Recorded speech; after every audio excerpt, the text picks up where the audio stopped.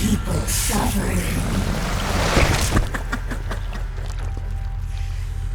People hurting. People dying. It's all so fucking hysterical!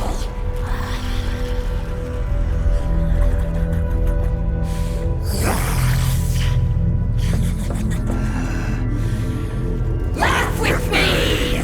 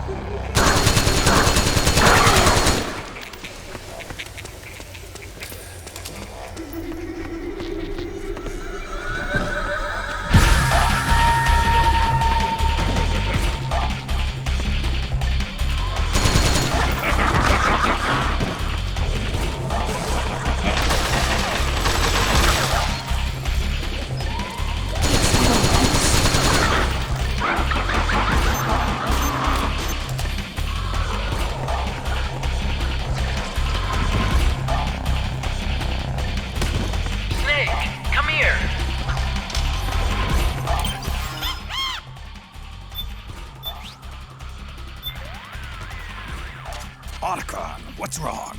Why are you calling me over there? Huh? What are you talking about? I didn't say anything. It was you. I'm telling you, I didn't call you. This is no time for jokes. You're supposed to be fighting Octopus. Come on!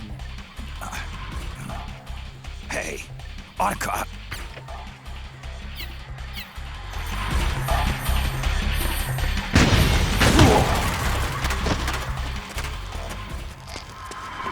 Hey, over here!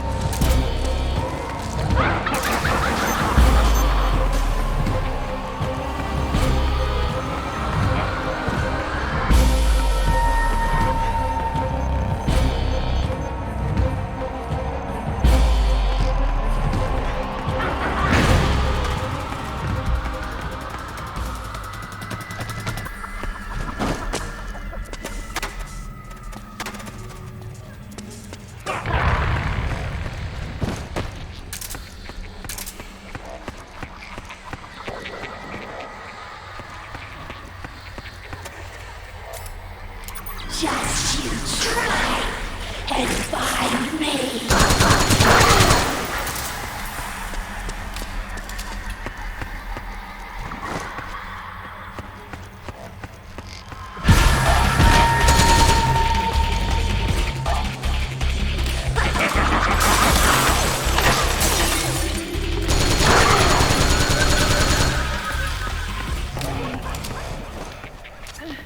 Naomi? But why? Snake.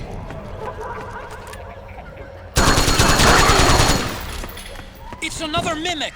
Watch out, Snake!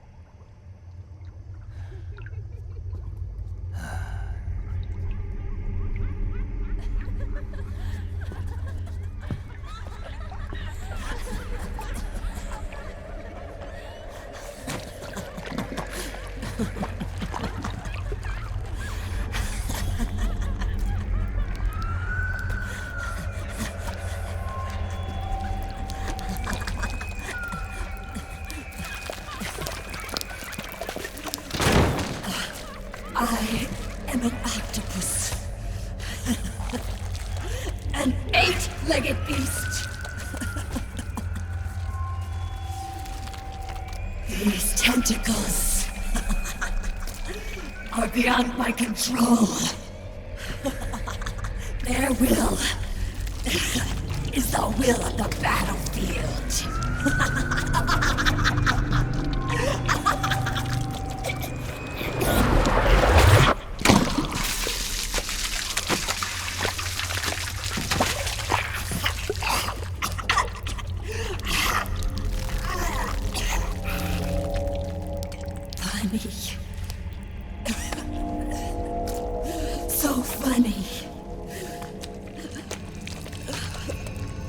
It's all so funny. No.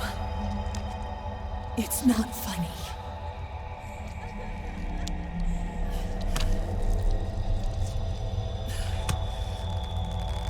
Nothing is funny. I shouldn't be laughing. I can't.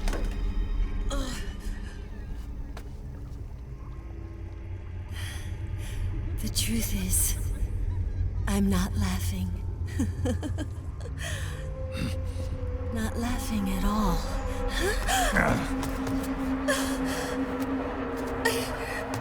I shouldn't be laughing. I'm scared. I'm really scared.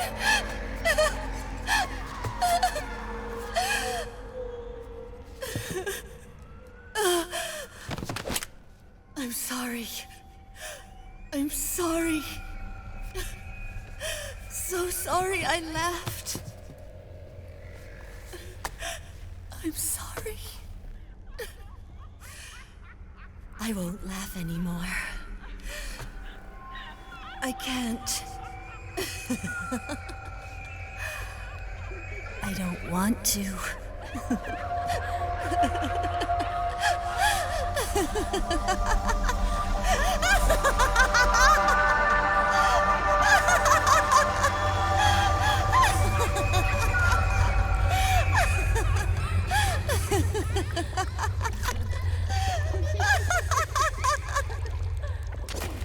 Snake, she's shed her suit. Who knows what she'll throw at you next? Watch out!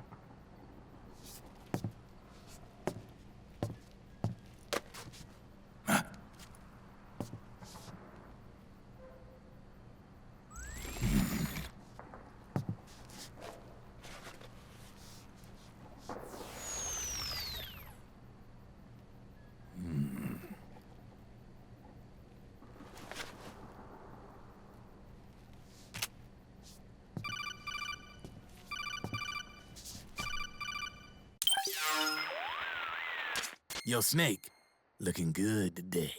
Driven. What do you want? That's cold, man. And here I was about to tell my very best customer about face camo. Face camo? That camo skull cap you just picked up from Tentacle's shell.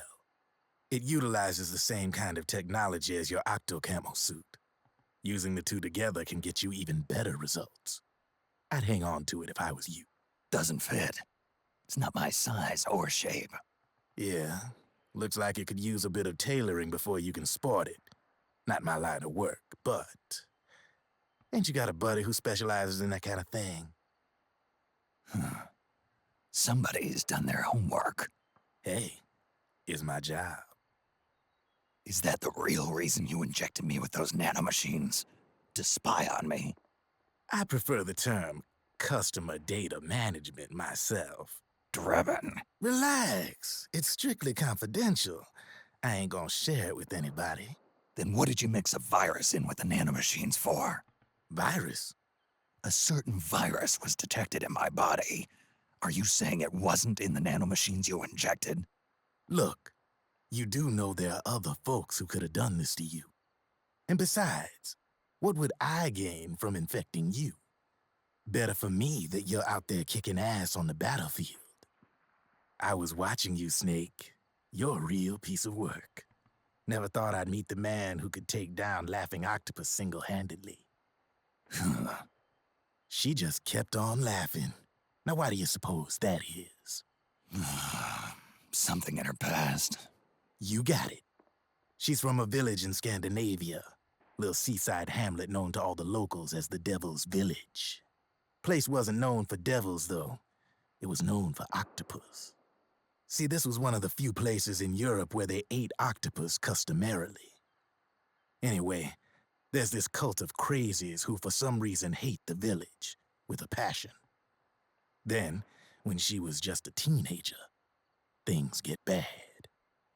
These nutcases get their hands on some weapons and attack the village. Overnight, her sleepy little fishing town becomes a war zone. They round up all the villagers and execute them one by one. Except for that girl. They had something else planned for her. Something a whole lot worse than dying. Calling her the devil's child, they forced her to do the kind of thing you'd expect from one of Lucifer's own. After they made her torture her family and friends, they made her kill them. The whole time they were forcing her to laugh, howl like some sort of demon. Like she was enjoying it. What was she gonna do? Say no? They'd kill her too.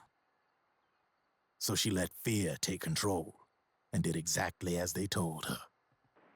She butchered the bodies of the ones she loved and laughed while she did it.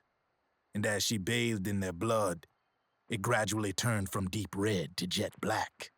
To her, it looked like the ink of an octopus. The experience scarred her deep. Ever since then, she hasn't stopped laughing. Only, that ain't really laughter. Why are you telling me this? You expect me to feel sorry for her? Nah. I know you got no room for that stuff in your world. And besides, this is war. Right? In a way, though, I guess it was the right thing to do. What was? Fighting you cleansed her mind. All right, enough chit-chat. There's other beasts out there in them woods. Watch your back.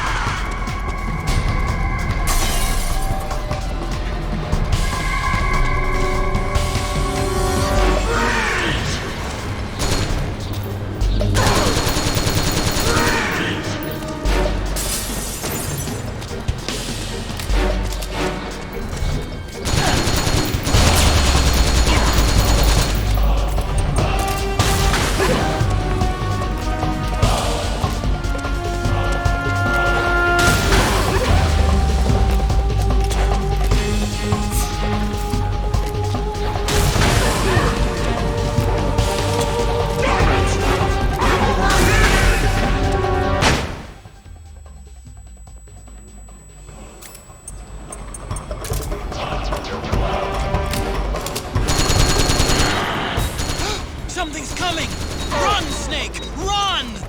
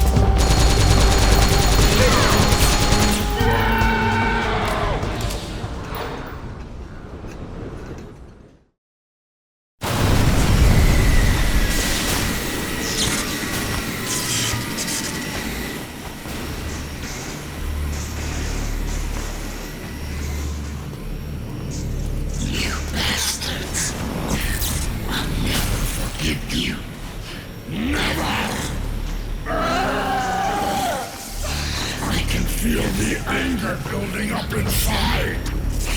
Eating away at me.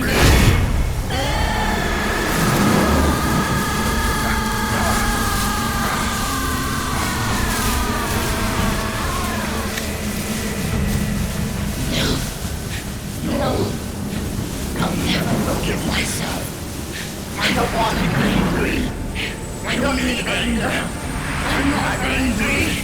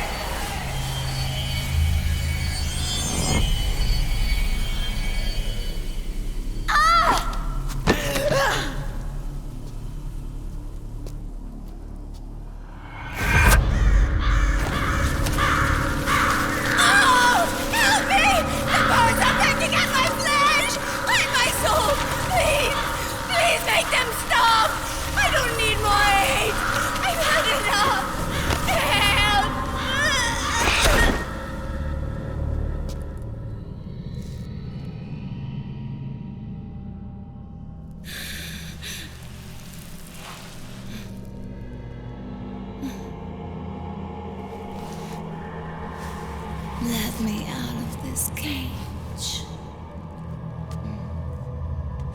I don't need these wings.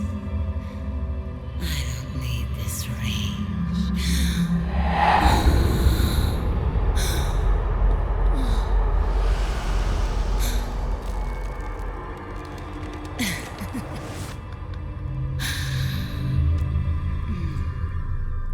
Calm.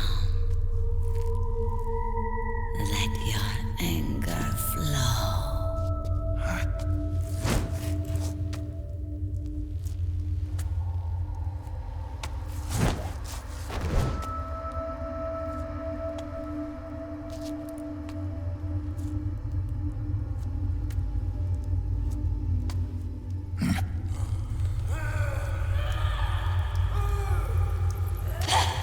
Snake!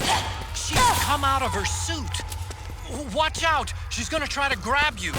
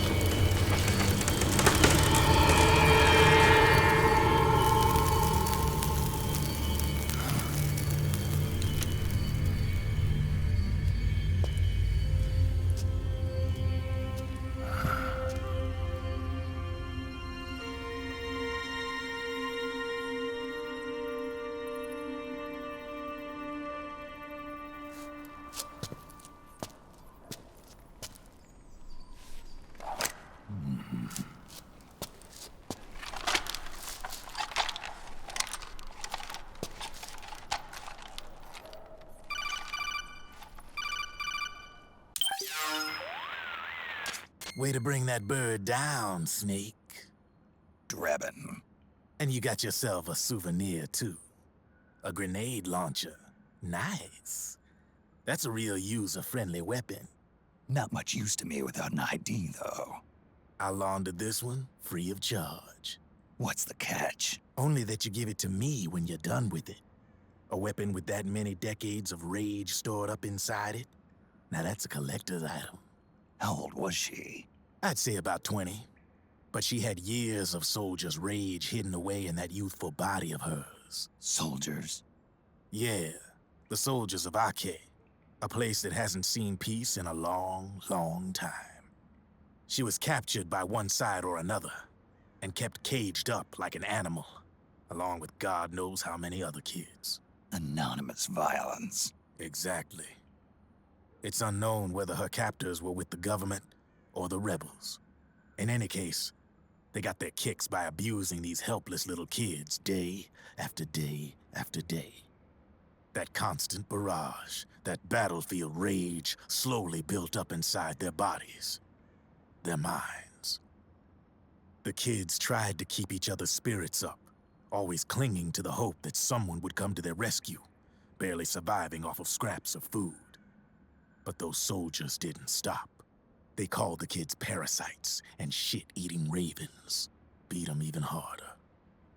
Then one morning, the soldiers just up and left, leaving the surviving kids to be eaten alive by the birds.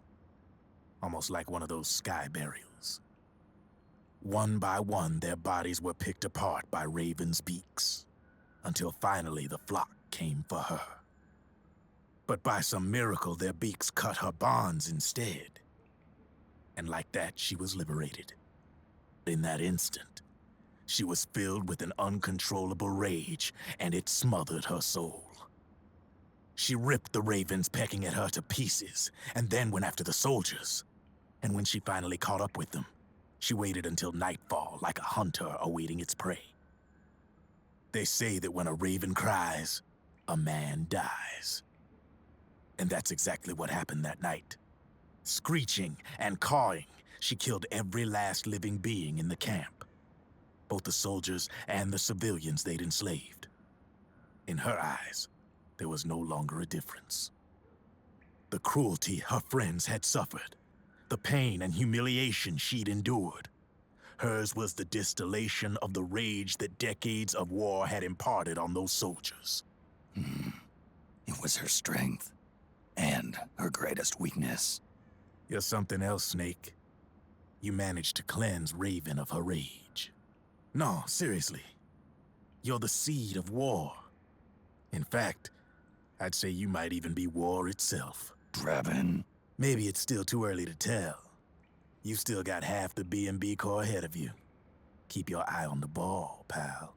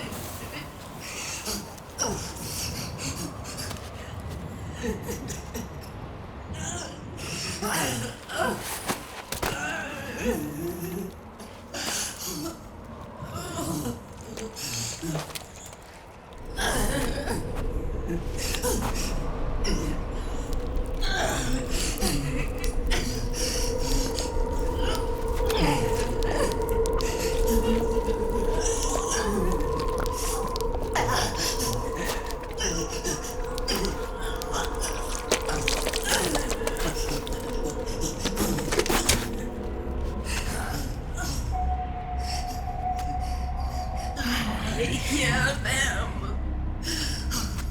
I hear the cries. The cries of babies.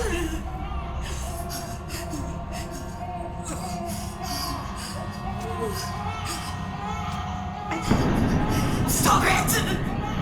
Stop crying! Please! Please stop crying!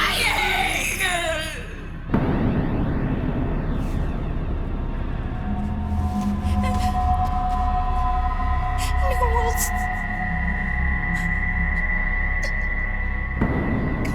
Go away. Don't come any closer.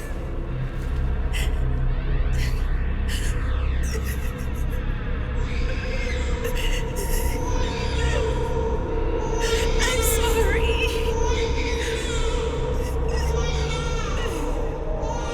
I was so scared.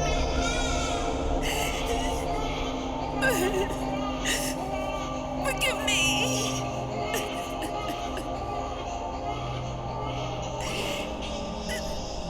I'm sorry.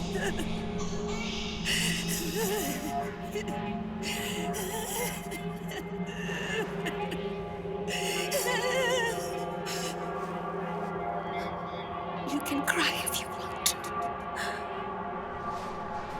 Cry if you need to.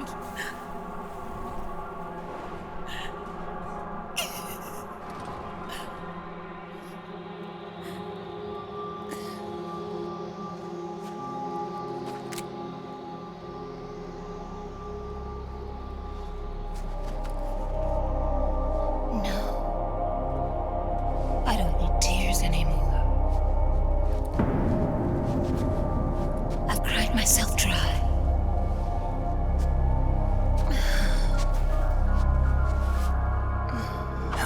So cry as much as you like. I will be there to listen.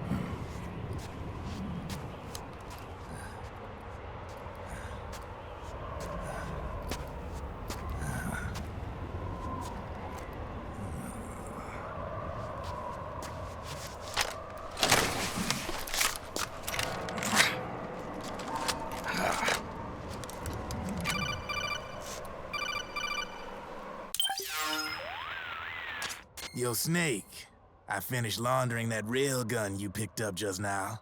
Knock yourself out. It's on the house. Thanks. Time for another bedtime story, Snake. This one's about crying wolf. You don't need me to tell you there's whole nations in Africa tearing themselves apart in the name of ethnic cleansing. Well, she was born into that environment. When she was a little girl, her village was attacked by rival armed factions.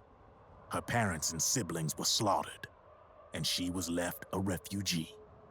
She took her last surviving relative, her baby brother, and ran as far as she could away from the war zone. One day, they came across an enemy unit, so she took her brother and hid in an abandoned shack. And then her brother started to cry. She knew that if the soldiers heard the noise, they would find them and kill them both. So she wrapped her hand as tight as she could around his mouth. As the footsteps gradually went away, she came back to her senses. Her brother wasn't crying anymore. Horrified, she pulled her hand away, covered in sweat and spit. He wasn't breathing. They say wolves eat their own pups when they die. She was spotted wandering through the thick of battle, carrying her dead brother in her arms. She had visions, too. A wolf walking alongside her. Every night, the wolf would howl and cry, just like her brother did that day. Eventually, she made it to a government-run refugee camp. But by then, her brother's body had rotted away. The camp was crowded with refugees like herself, and little children like her brother. Day and night, she was tormented by the cries of babies. The wolf that followed her heard her sorrowful screams and answered. He made his way around the camp, and one by one, he silenced the children. She tried to stop it, but she was powerless to stop the wolf. A few days passed, and on the eve of the enemy's raid, there wasn't a child left. The adults who survived were torn up pretty bad. Of course, there was never any wolf in that camp. She was the one who killed those babies. But she couldn't bring herself to admit it. She couldn't bear the thought of herself going from one baby to the next, howling like a wolf, snuffing out their little lives. And she never did, even as crying wolf, a lonely beast forever stalking the battlefield. Snake, fighting with you made Wolf finally accept what she'd done. She was cleansed by you. If the cries she heard of children on the battlefield have been silenced, it's because of you.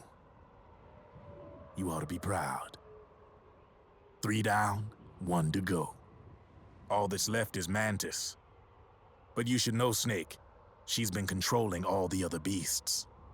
She's the beast of beasts. Don't let her get her hooks in you.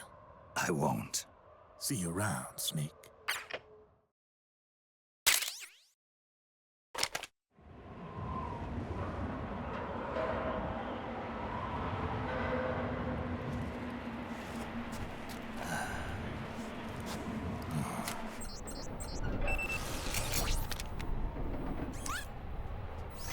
Welcome home,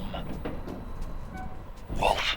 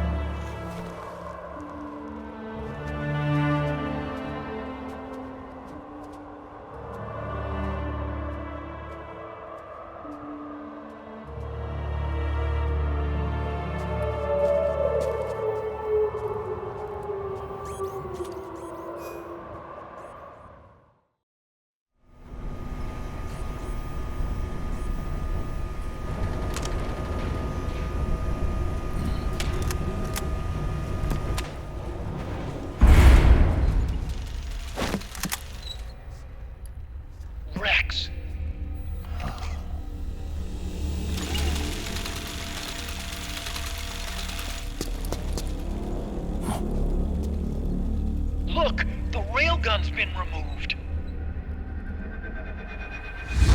Liquid doesn't need the whole Rex to launch his nuke. He only needs the railgun. Damn it. Has it already been shipped? Hang on, I'll check. I'm afraid so. Unfortunately for you, the railgun is no longer here.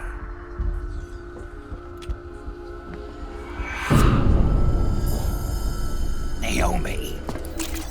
This place will be your grave, as my queen wishes.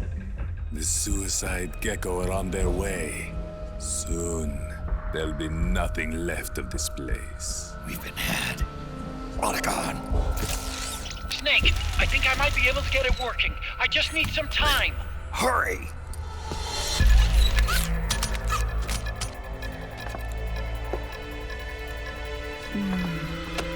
I'll leave the rest to you. Naomi!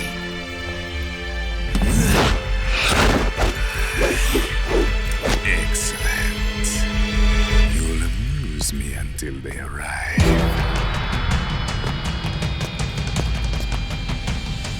Come on. I'll take care of Rex. You take Vamp. Kill that monster. Get Naomi back, Snake. Please. Take this. Is this your best?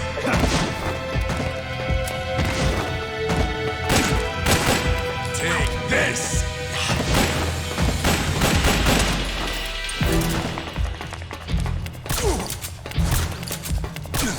Take this!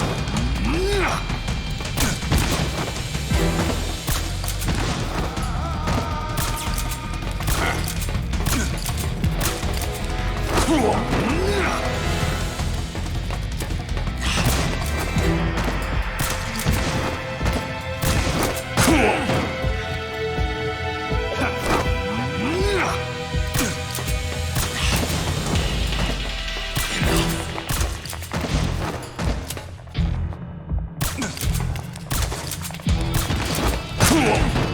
Is this your best?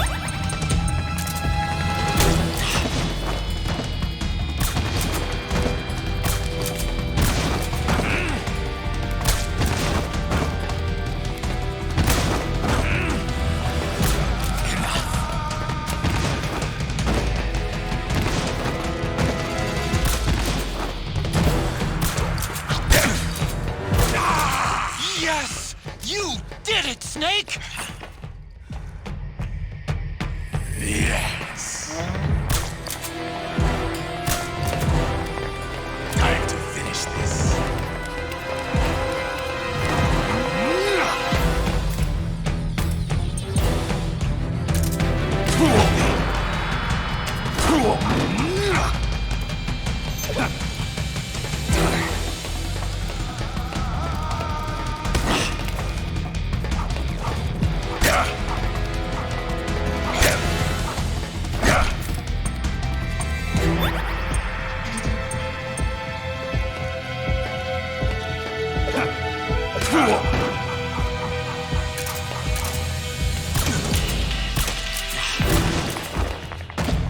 Time to finish this.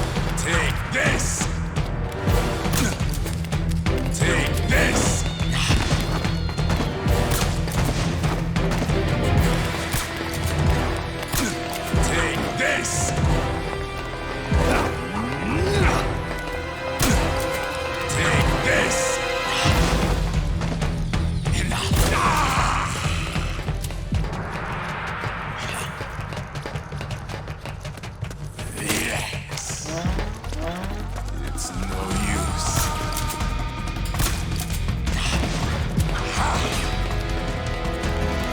Time to finish this.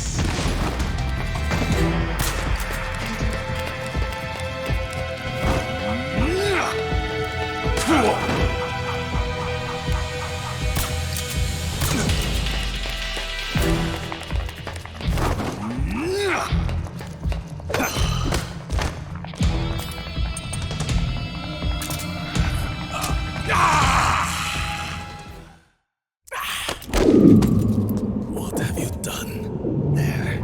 Now you're a mere mortal, like the rest of us. Clever. But can you kill this mere mortal?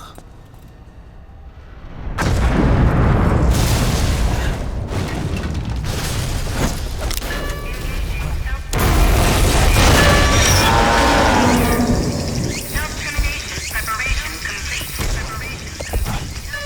Gekko! Snake, look out! They're rigged to self-destruct!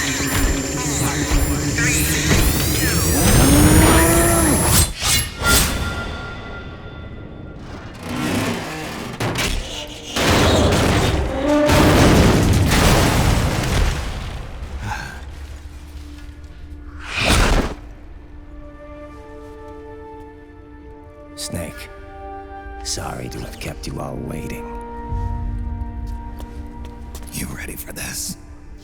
Sonny gave me the go-ahead.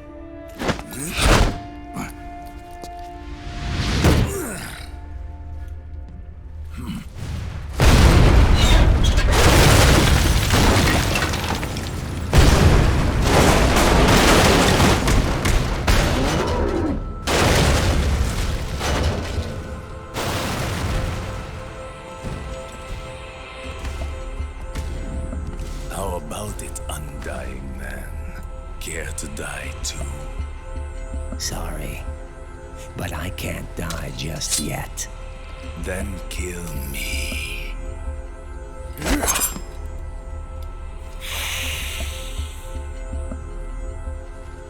Snake, this one is mine.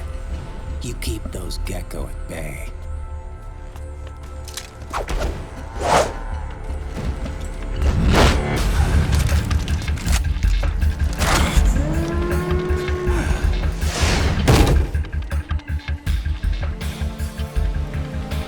Otacon, we're gonna buy you some time. I'll do my best.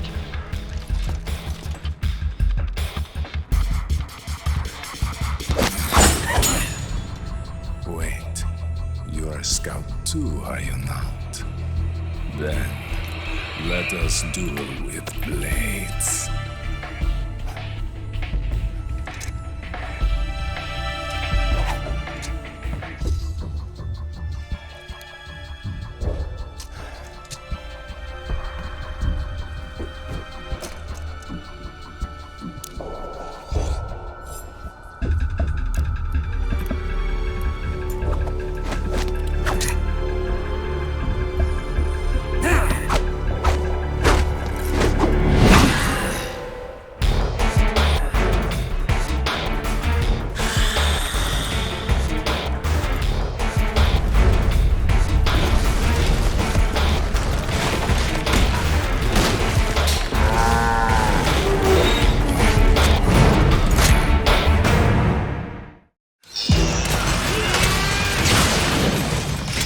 Those are suicide gekko. They blow up and they take us with them. You've got to keep them back. I'm sending you data on where to go. Put a bullet through their brains.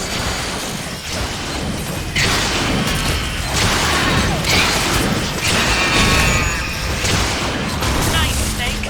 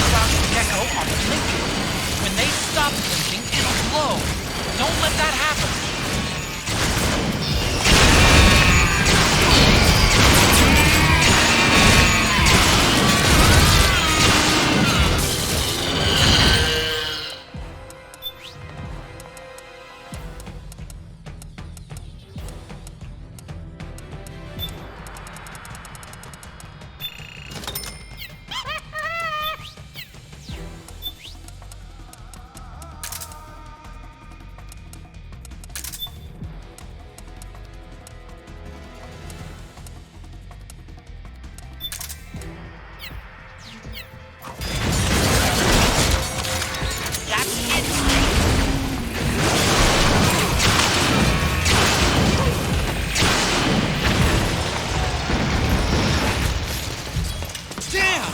Here they come again! Hang in there, Snake! Don't give up!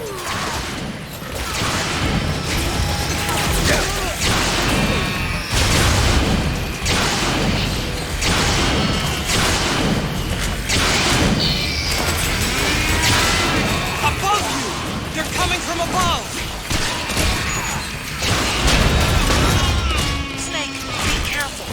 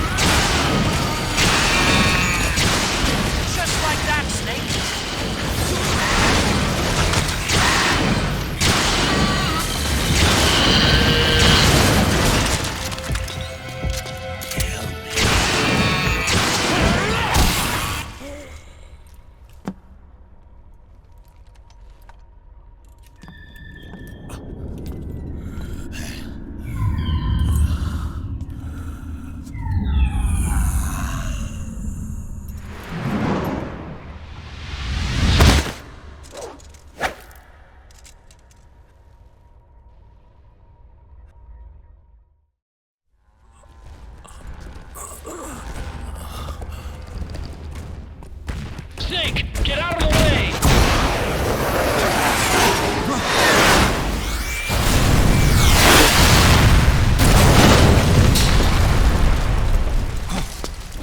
Rex. This thing might come in handy after all.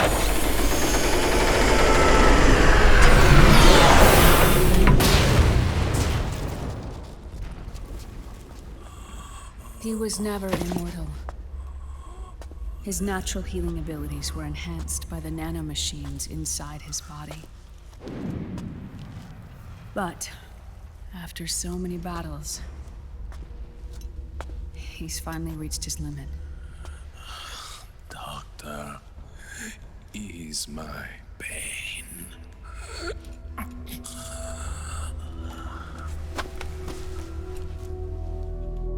Naomi. Sonny asked me to tell you something. What is it? I cooked them right.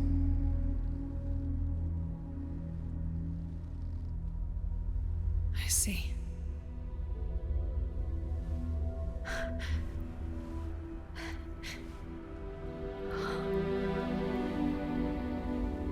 Good for you, Sonny. You finally did it.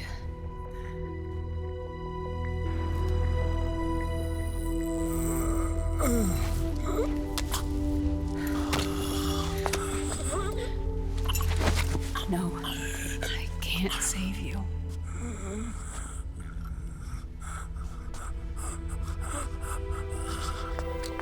You have to trust me, Dr. Emmer. Give this to him. Not for revenge, but to end his suffering.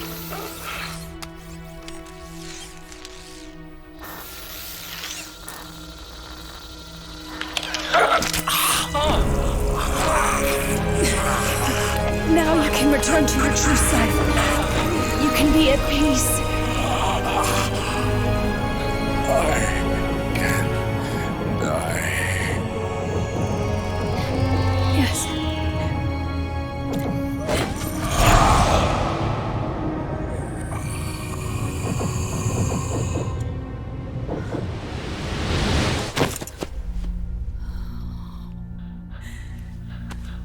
Forgive me. This doesn't change anything. Why? We can't erase the past, nor can we forgive it. And so the only thing we can do is end it. Snake. Liquid's down below us. He's stolen the Patriot system, slipped out of their sight, and taken their Ark. Ark? A warship. Unfettered by land, law, country, or network. The only place where they are truly released from the shackles of the Patriots. The place where they can be free. Outer Haven. Outer Haven? Liquid plans to launch the nuke from that ship.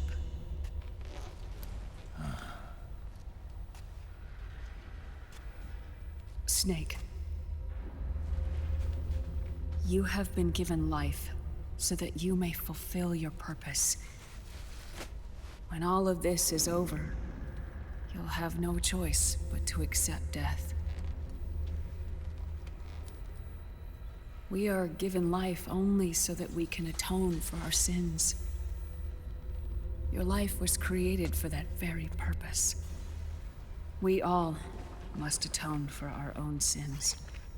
We must not pass them on to the next generation. We must not leave them for the future. That is your true fate. One that even you cannot defy.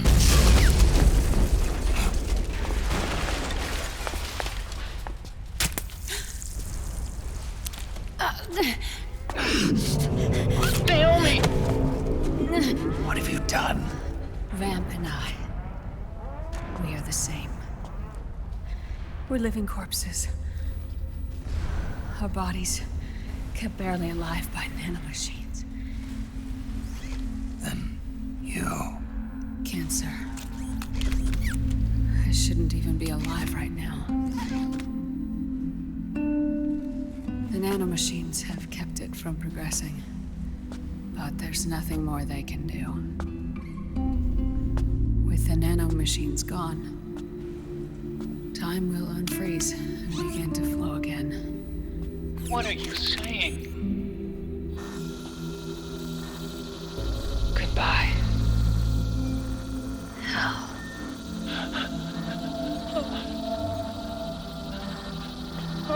Don't!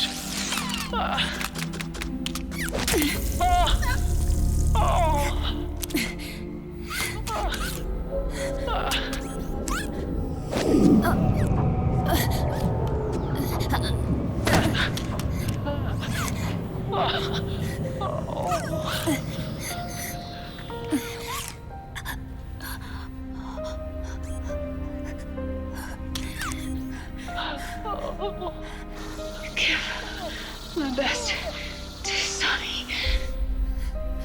Naomi, don't do it! Are you crying?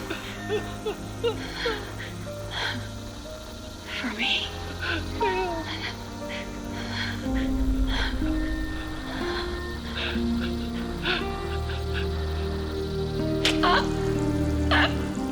Naomi, why?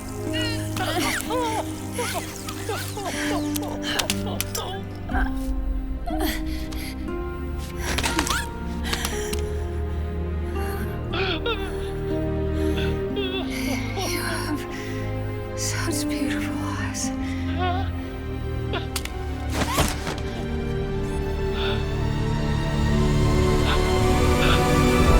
I'm sorry for everything.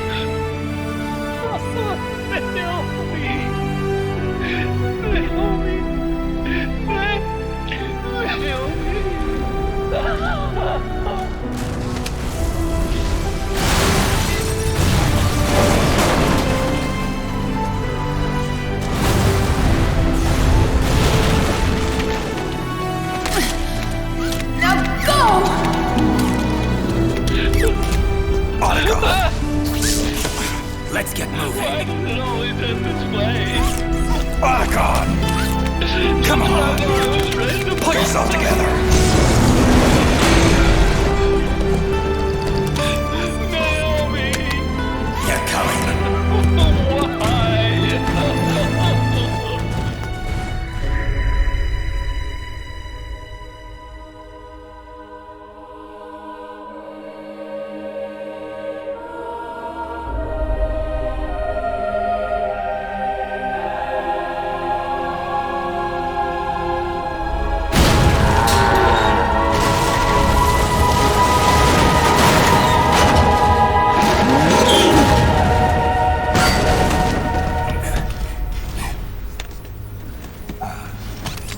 Snake, you're right.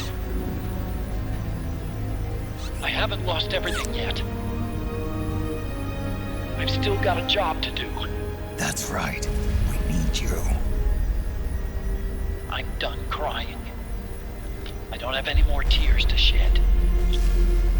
We have to get out of here. Any ideas? Time's running short, so I'll explain as we go. Pay close attention. I'm listening.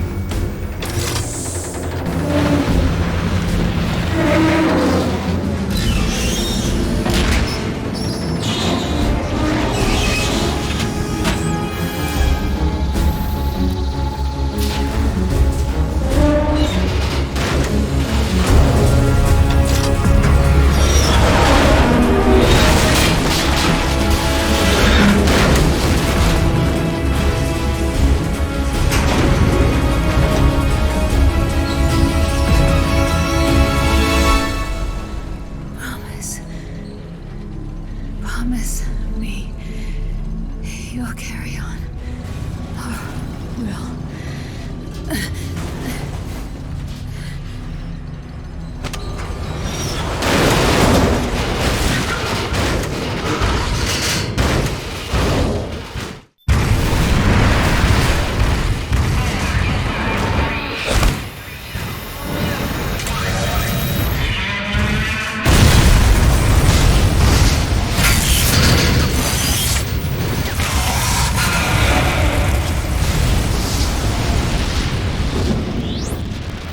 Self-destructed!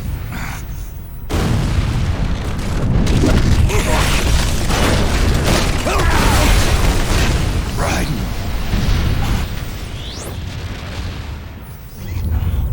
What's that?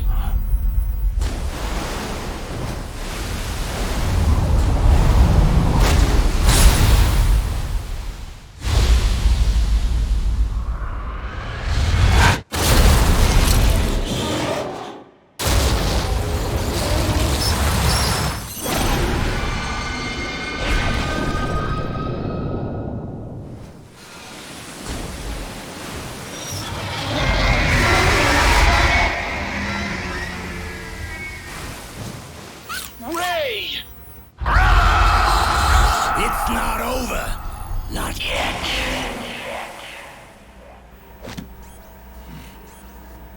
Liquid! Moses, where our fates were born, and where yours ends, Snake.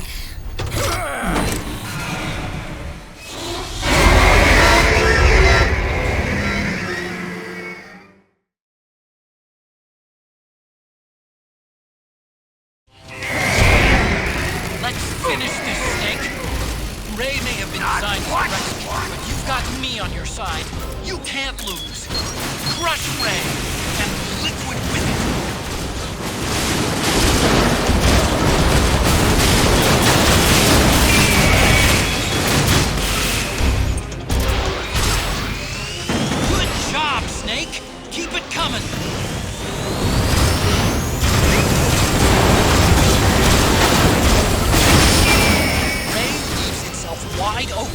after you dodge his attack. Keep dodging and wait for your chance to counter it. Take that!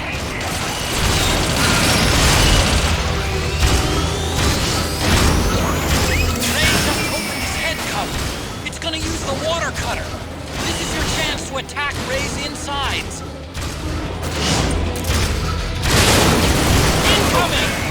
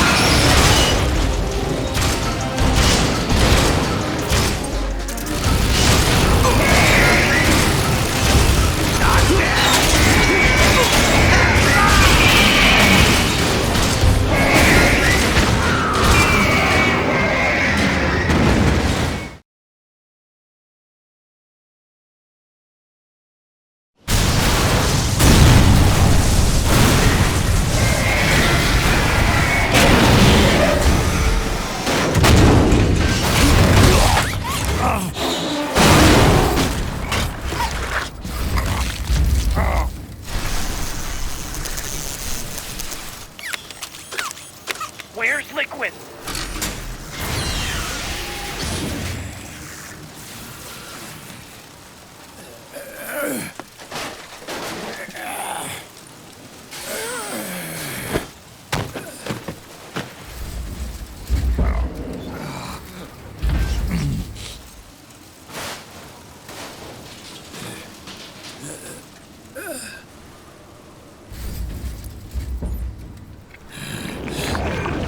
Snake! Fox.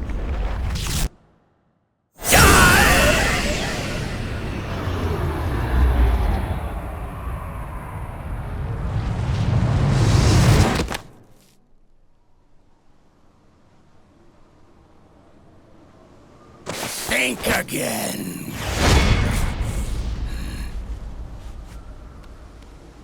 Sorry, but that won't work this time.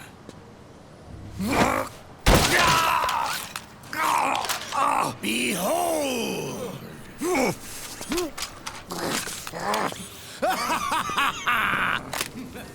Liquid!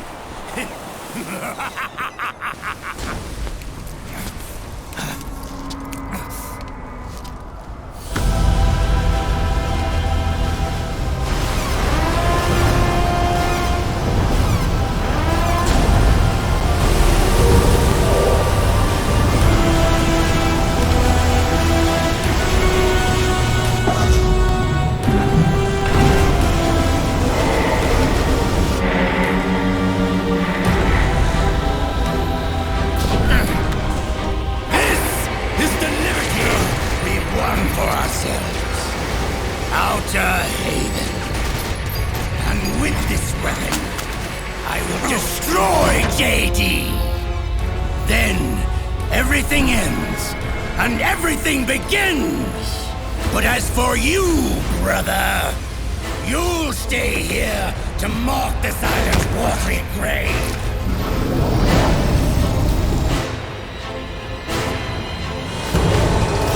Die, snake!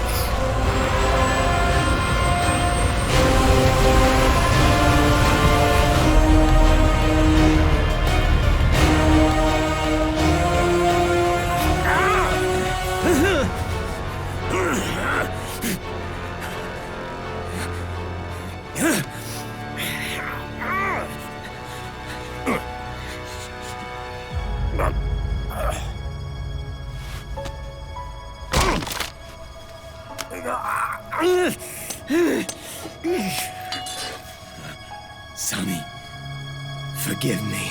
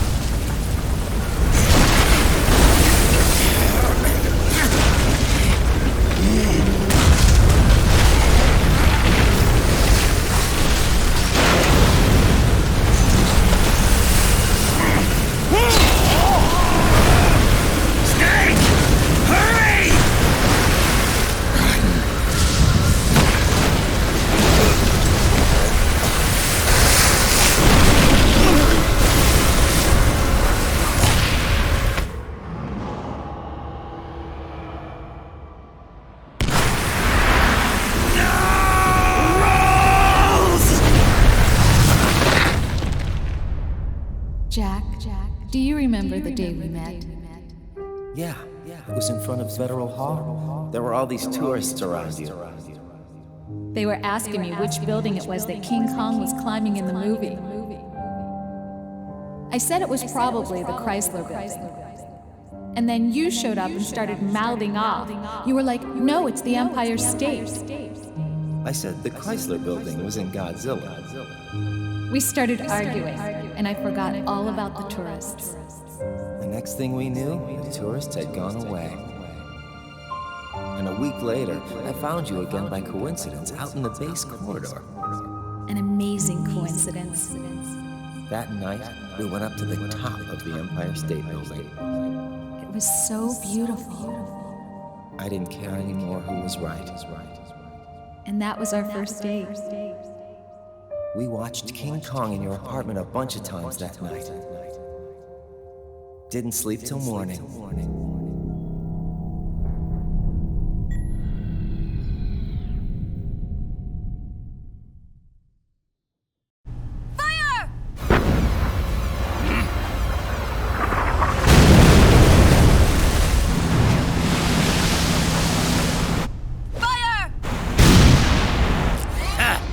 Worthless fossil!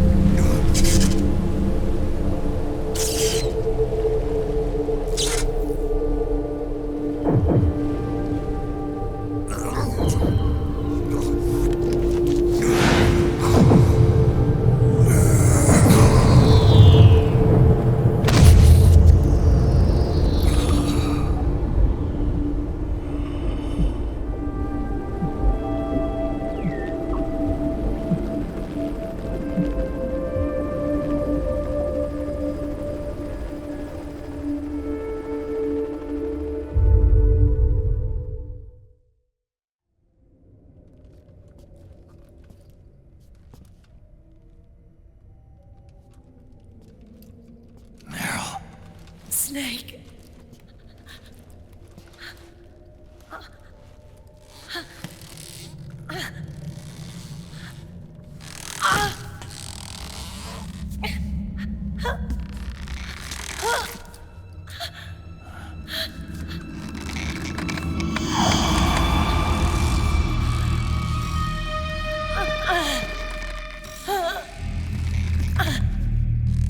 Snake, run!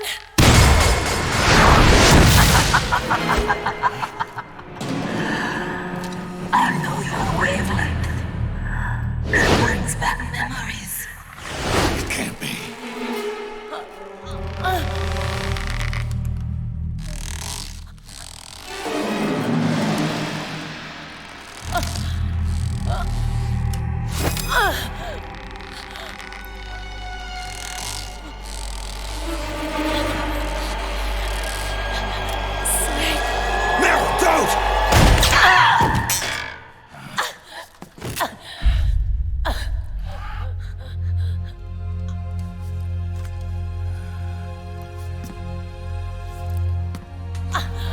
Johnny!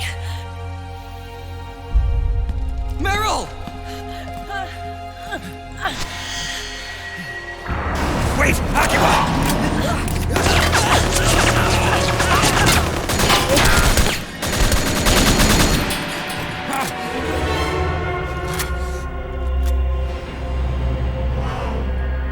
It has been a long time, Snake.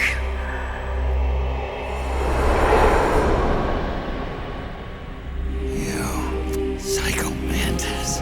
No, that was another me. Can you hear the screams? They cry for battle! Let me hear you scream! Howl! Roar! From the very depths of your soul!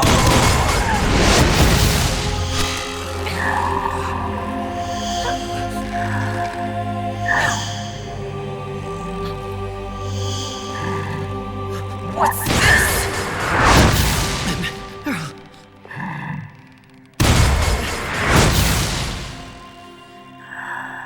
I see.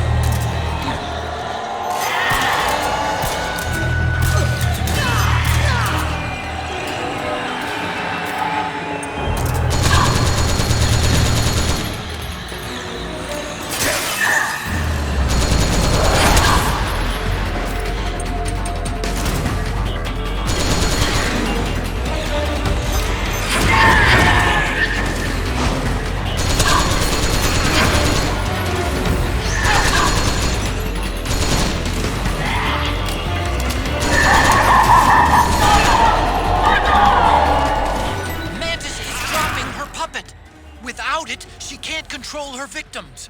Snake, go grab that puppet. Well done!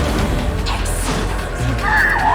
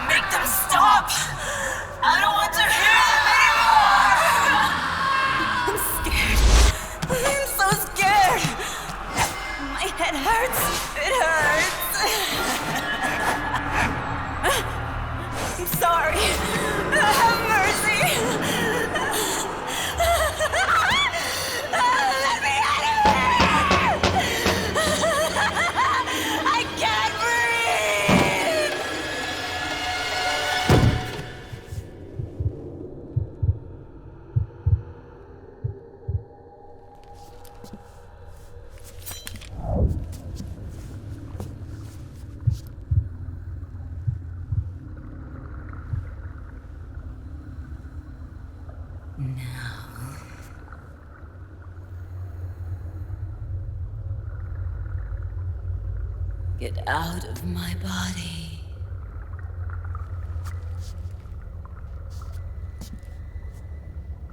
Forgive me.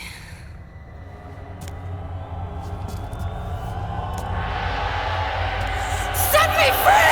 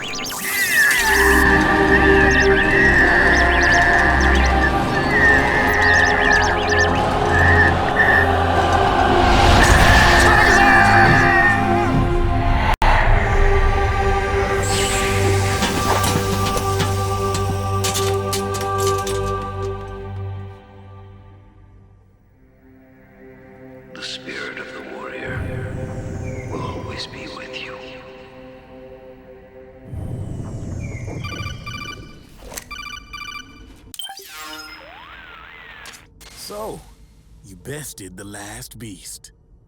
That doll you just picked up lets you manipulate anybody who's got nanomachines in them. Sounds like something the devil's cooked up, if you ask me.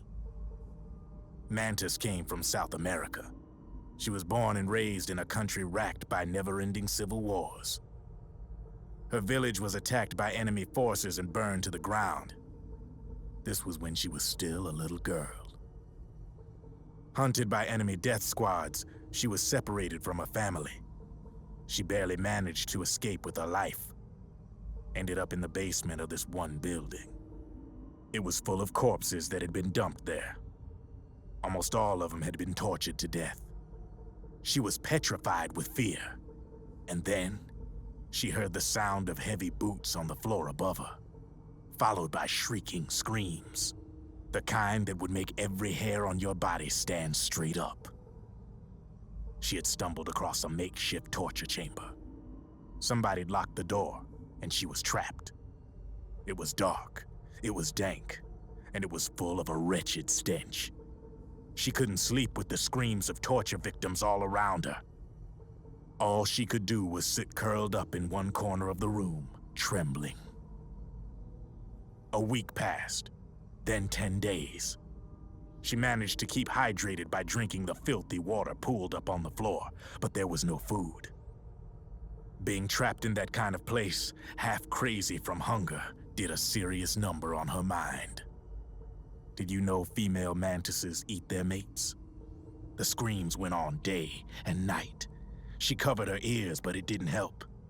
And then, she was saved by a little black mantis that taught her how to block out the screams, how to plug up her inner ears. What the hell are you talking about? I'm saying, Snake, that when she couldn't stand the hunger any longer, she started feeding on the corpses, but only the male ones. She didn't realize who was doing it. In her mind, it was a female mantis devouring her mates. It was like one big twisted waking dream. There was no mantis, of course. It was all a hallucination. Nothing more than some story spun by another person she'd created inside. Her unstable mind was what made her so vulnerable. Later, they ripped out what was left of her psyche with drugs and hypnosis and implanted the persona of Psycho Mantis. It wasn't her will that controlled the B&Bs. It was Psycho Mantis, half assimilated into her soul, pulling the strings. Screaming Mantis was just another puppet. Anyway, she survived several weeks down in that hellhole and finally got back to the surface. But the screams in her head didn't subside. They would always be with her. Only this time, they weren't real. The inner earplugs didn't work anymore. The black mantis had disappeared. There was no place left to escape. Which is why she was always screaming, to drown out the ones in her own head. But it's over now. You freed Mantis from that dark nightmare. The last of them beasts. You got it, pal. Well, I'm done playing storyteller for a while. Now get going. GW's waiting. And this time, you get to make up the ending.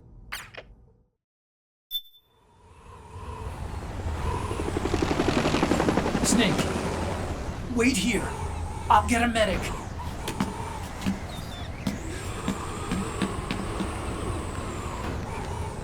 Enough! Stop this pointless fighting! This is no war!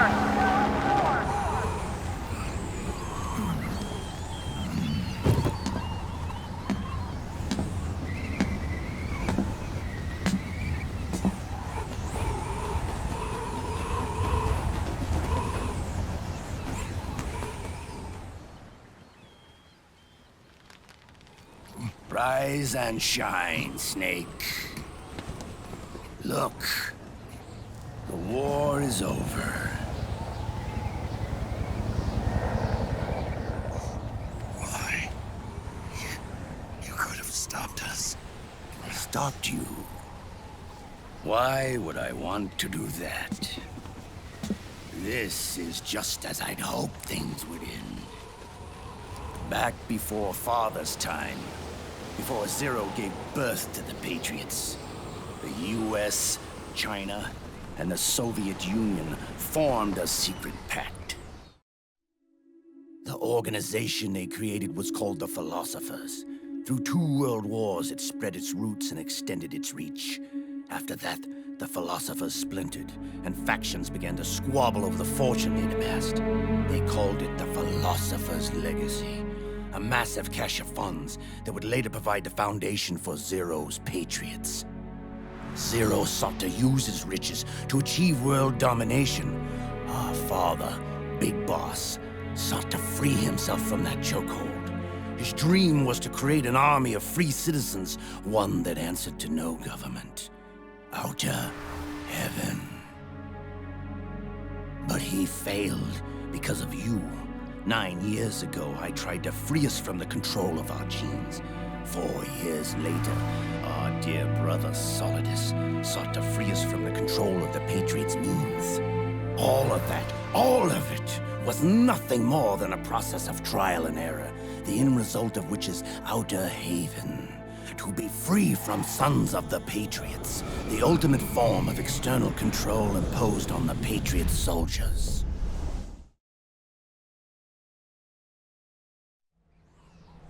Free from Foxdie. Free from the system. Free from ID control. Our minds free from their prisons. That is the haven I've yearned for.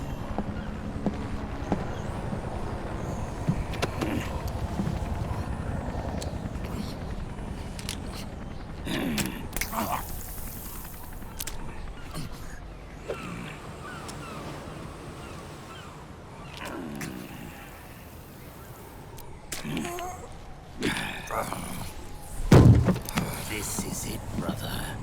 Our final moment. The battle has ended, but we are not yet free. The war is over, but we still have a score to settle.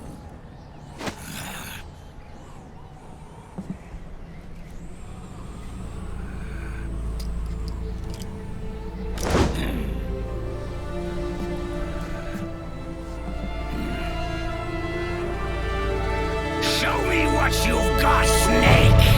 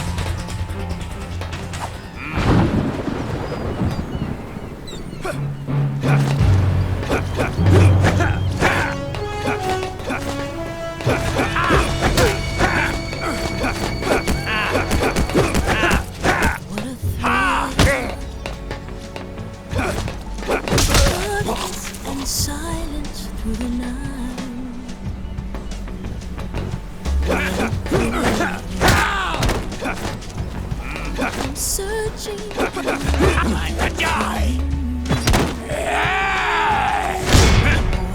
Fear in my heart, but you're so supreme. I give my life, not for honor, but for you. Take this! In my time, there'll be no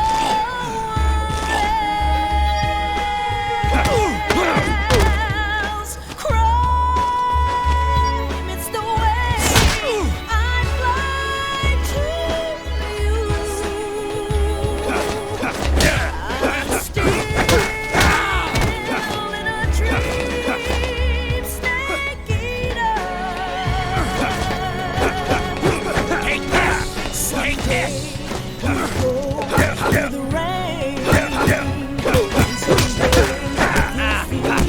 on a tree top, it's ordeal, the trial to survive.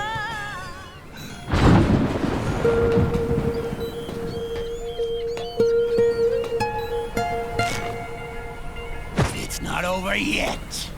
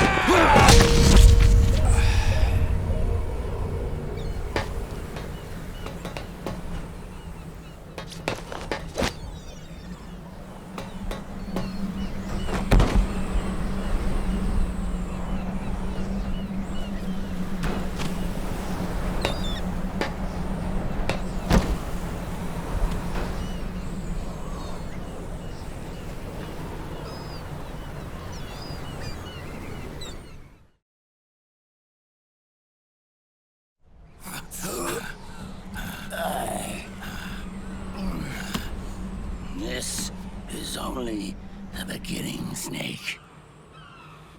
America will descend into chaos. It'll be the Wild West all over again. No law, no order.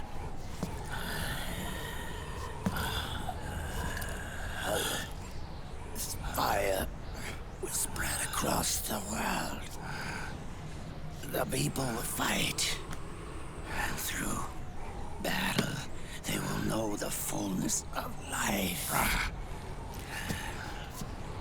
At last, our Father's will is out in heaven, is complete.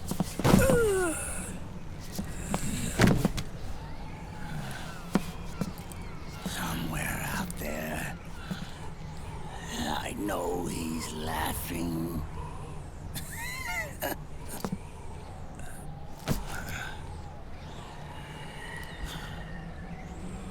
We are beasts created by man. Unless the light is put out, the shadows cannot be erased. So long as there is light, erasing shadows will do no good.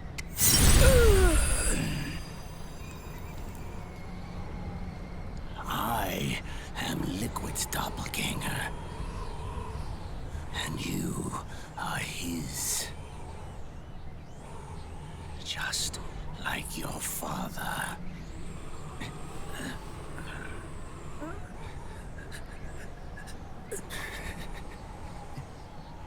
You're pretty pretty good. You're pretty good. Pretty good.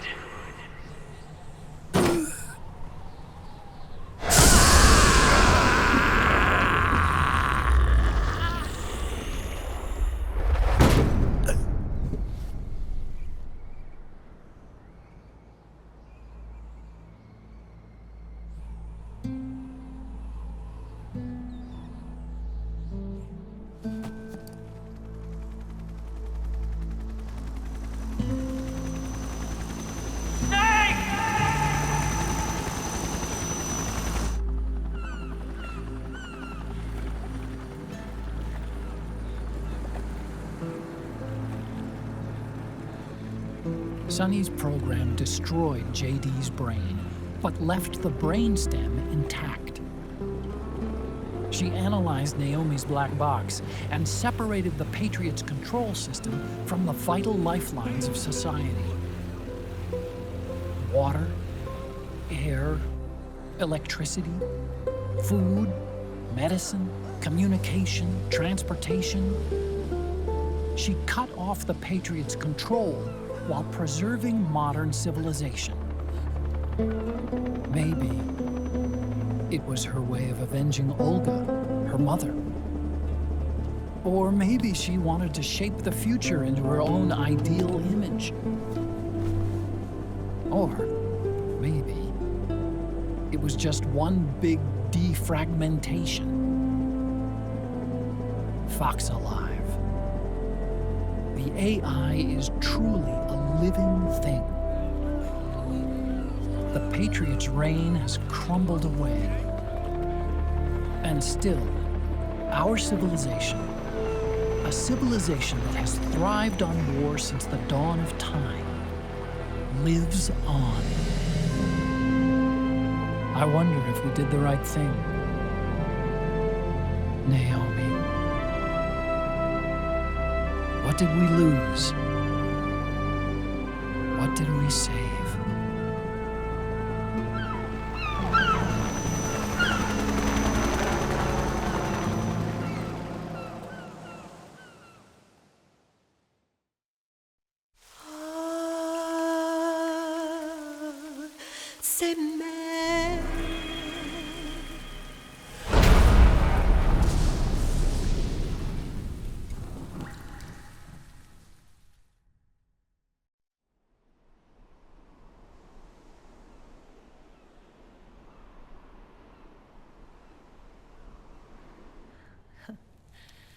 You look amazing.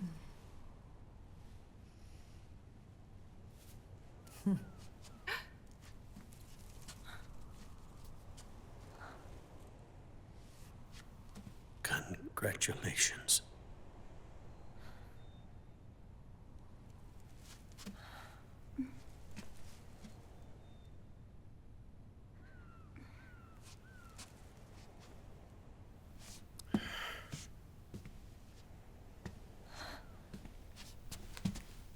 Colonel.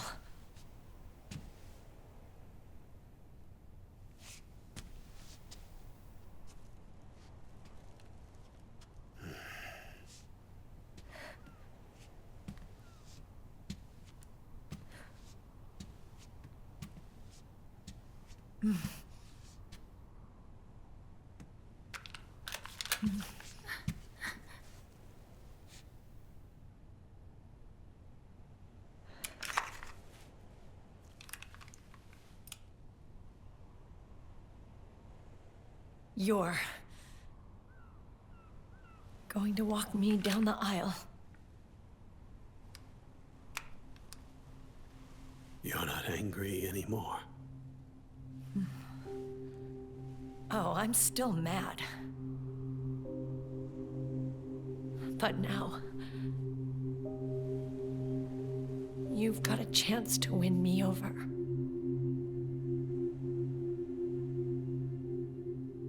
You're right. We have plenty of time now.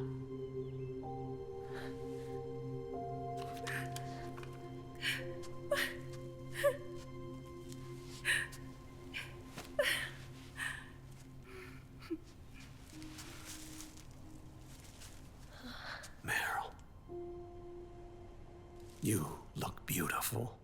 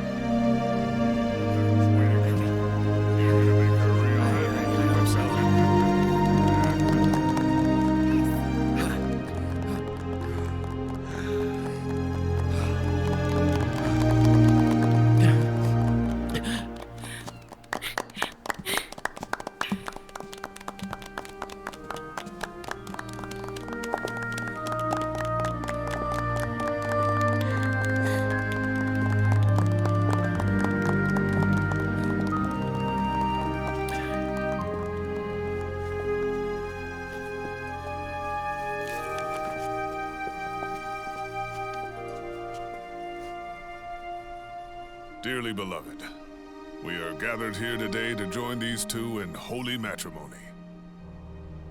Let us give thanks for the life they will soon share, and pray they have love everlasting.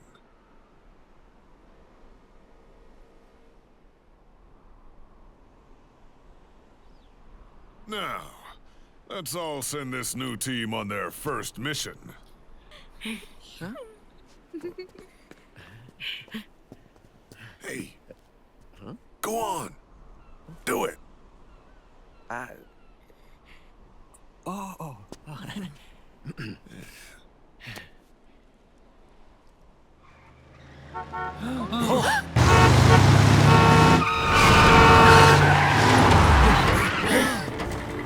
Just in time.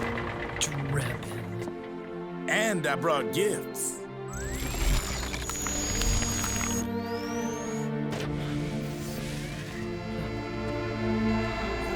A shower of flowers, compliments of Drebin. And a little something extra from me.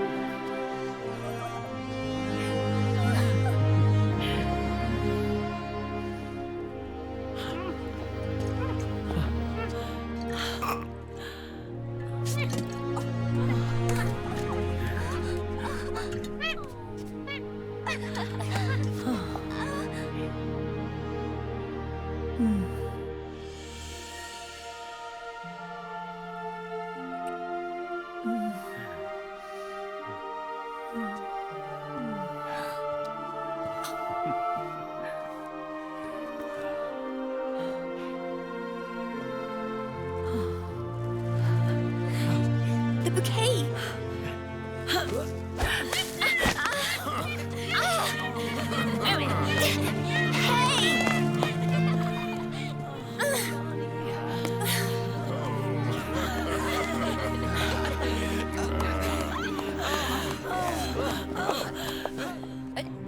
Where's Snake?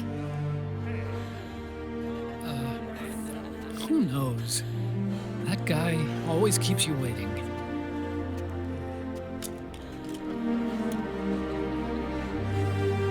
Sunny, come on!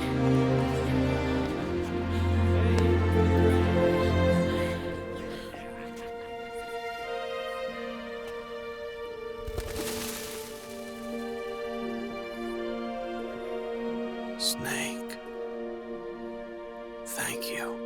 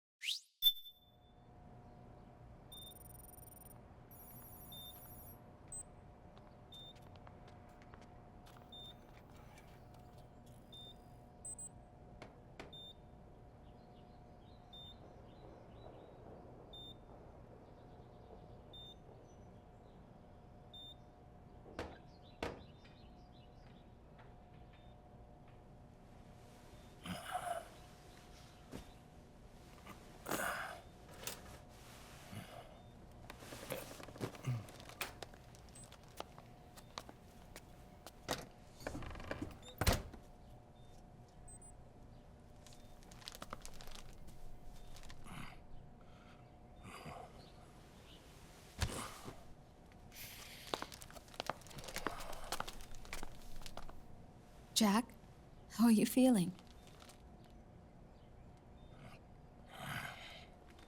Do you mind if I sit down?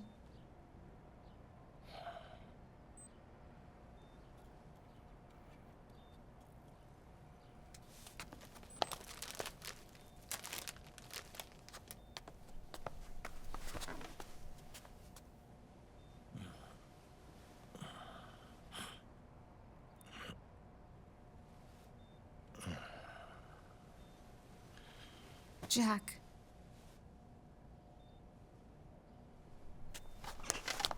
Don't shut me out. I need you to listen to me. What do you want? Come to laugh at me? Oh,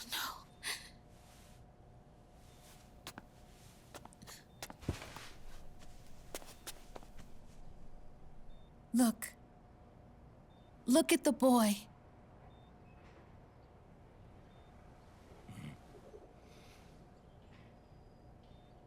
Cute. Campbell's kid. No.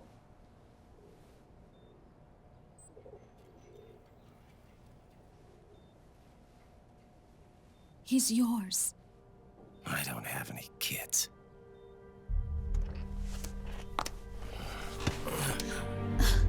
He's your son. You said miscarriage. I lied. I had a healthy baby boy.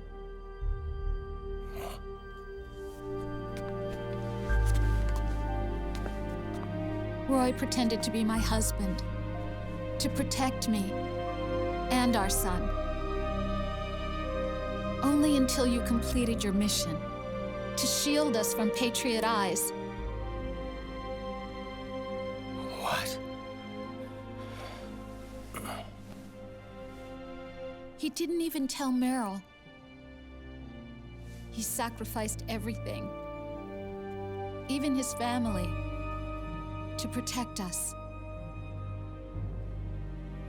I don't believe it. I'm sorry, Jack. I wanted to tell you. So he's really...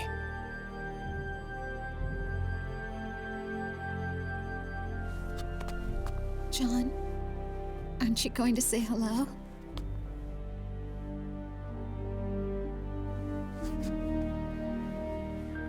My son.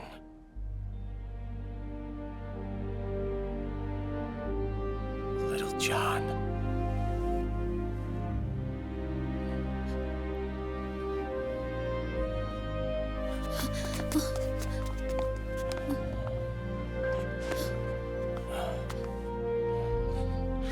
Scared of me, huh?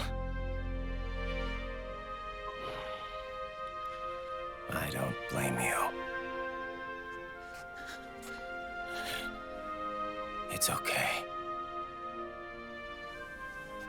I'm not scared. I think you're cool. Kinda like a comic book superhero.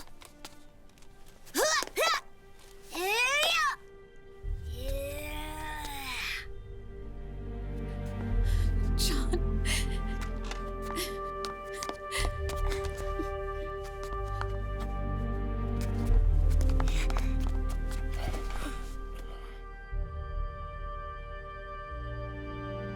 Rose. I'm done running.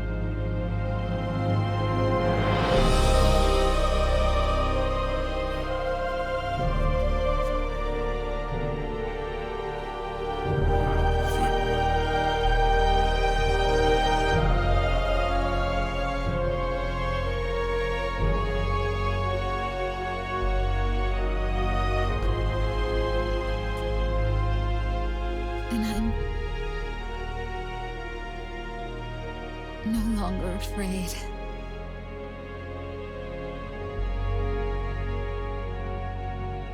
I'll never leave you alone again.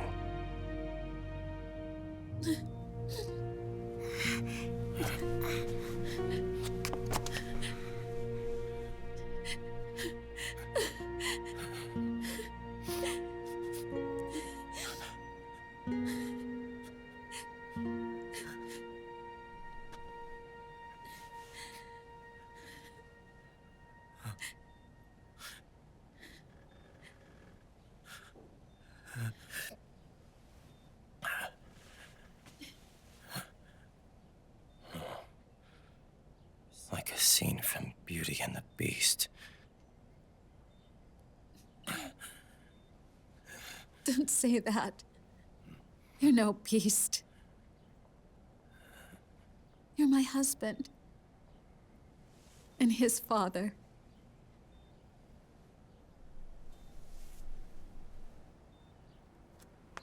And me,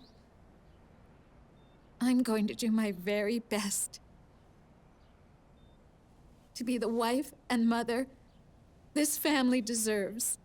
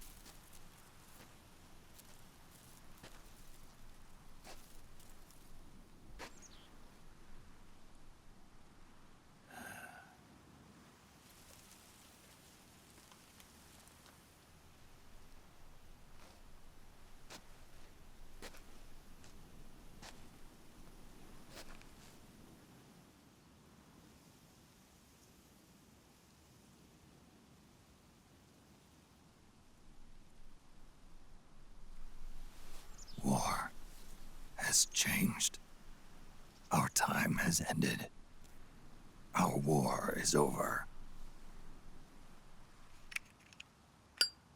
But there's one more thing I must do.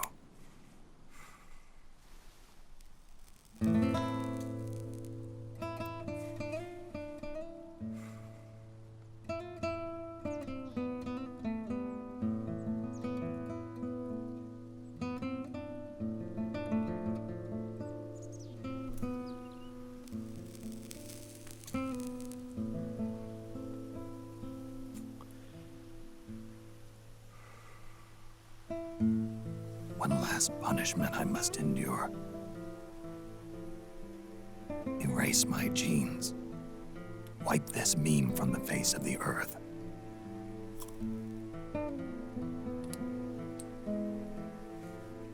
This is my final mission.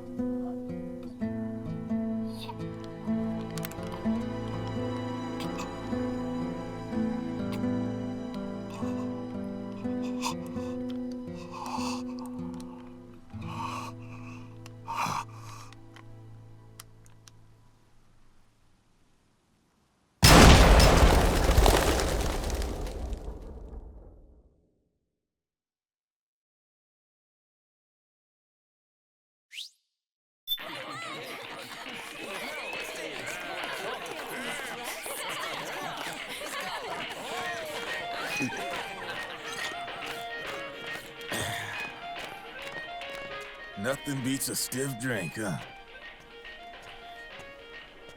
I didn't know you drank. I thought it was strictly soda for you. Not like I never touched the stuff. Soda just agreed with the nanos better. The nano machines break down alcohol before it has a chance to get you drunk. So, that explains it. No need to hold back anymore, huh? Yeah, well, it ain't all sunshine and rainbows.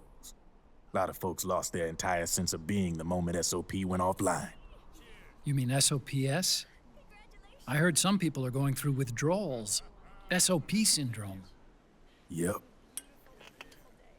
SOP kept more than just alcohol under control. Those poor slobs are virtually naked now. From what I hear, over 10% are showing symptoms. I guess getting rid of the Patriots won't solve all our problems overnight.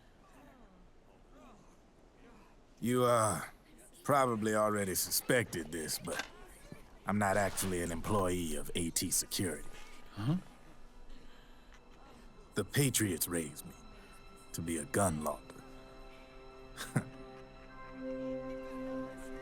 The Patriots?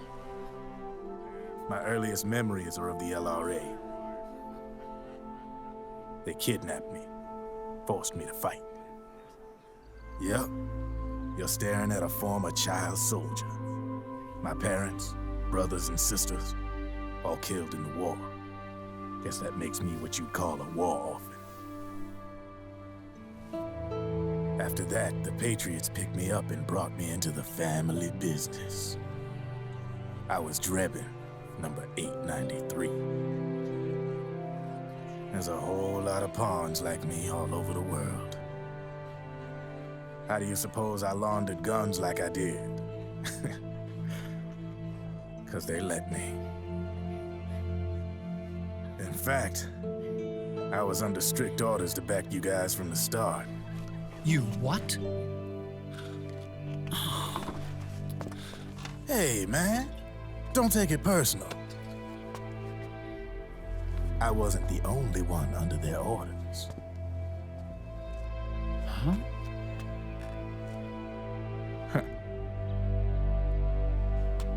Meryl and... They probably never realized it themselves, but... Rat Patrol, Team 01. Voila.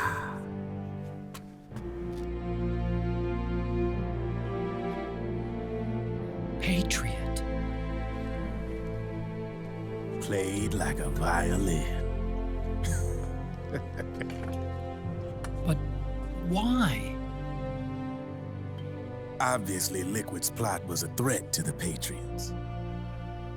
So they planned to have you guys take care of it. Didn't turn out quite how they planned, though, did it?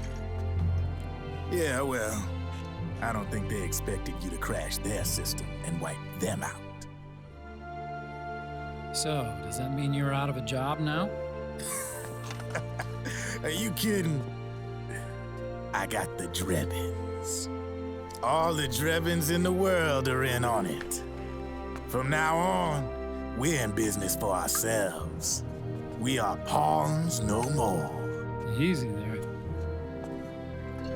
The White House might have lost its taste for unilateralism, started to rebuild. But there's a lot of failed states out there that went bankrupt from their PMC habits, and they owe a shitload of money. Now, only question is, who's gonna pick up the tab? I'm sure these new governments will try and keep it under control with PMC corporate reform laws, but it ain't gonna be good enough. They all sunk up to their eyeballs in the war economy. Might not be a new world order, but the old order under the war economy's gone for good. I'm guessing the UN is gonna be more important than ever, what with multilateralism and all. A certain president said it best back during the Cold War. For in the development of this organization rests the only true alternative to war. Then again, the UN itself's just an old 20th century relic. And if you think about it, when you look at its history, it ain't that different from the Patriots. Ah, that's right. The nano machines used to keep you sober. Crush. Mix, burn, repeat. Hey, Uncle Hal, can I give him the Mark III? Huh? He's kinda a new friend.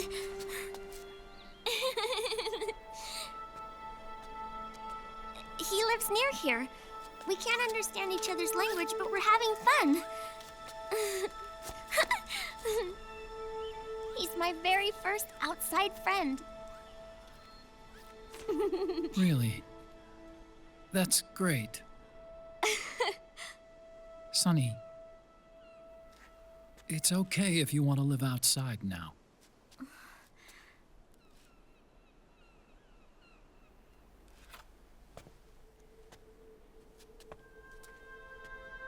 It's your life. There are other havens out there.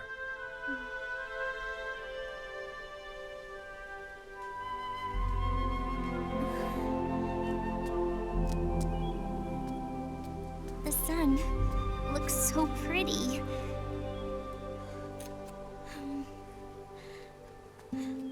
Sonny. I like it outside.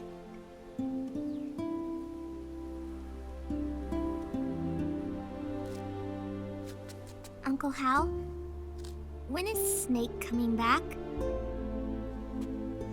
Snake.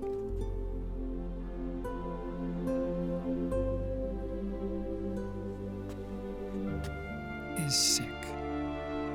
So he went on a trip to help him get better. We're not going with him? No. He needs to be alone. I wonder if I'll ever see him again.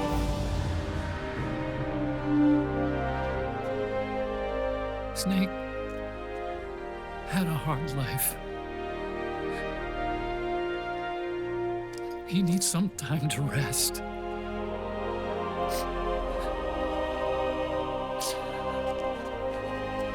Are you crying, Uncle Hal? No. I'm not crying.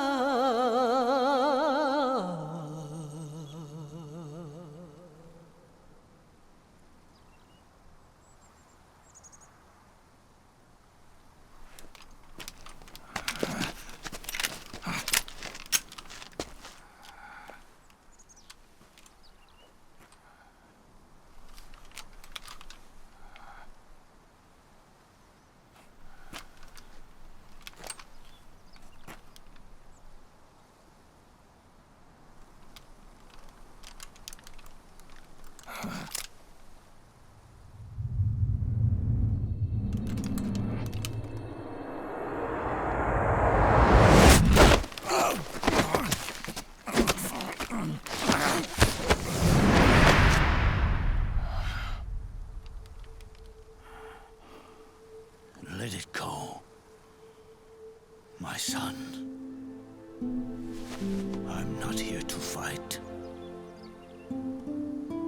Or should I call you brother?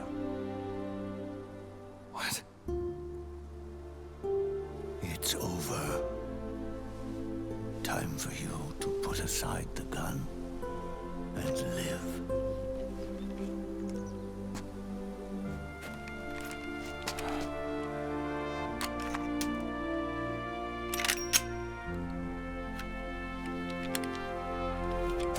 It all began with a bunch of old fools. Now, they've all passed away. Their era of folly is over. I'm the only one left, and soon I'll be gone too. How can you still be alive? That body, liquid burned on the Volta, wasn't mine. That was the body of a clone. Solidus.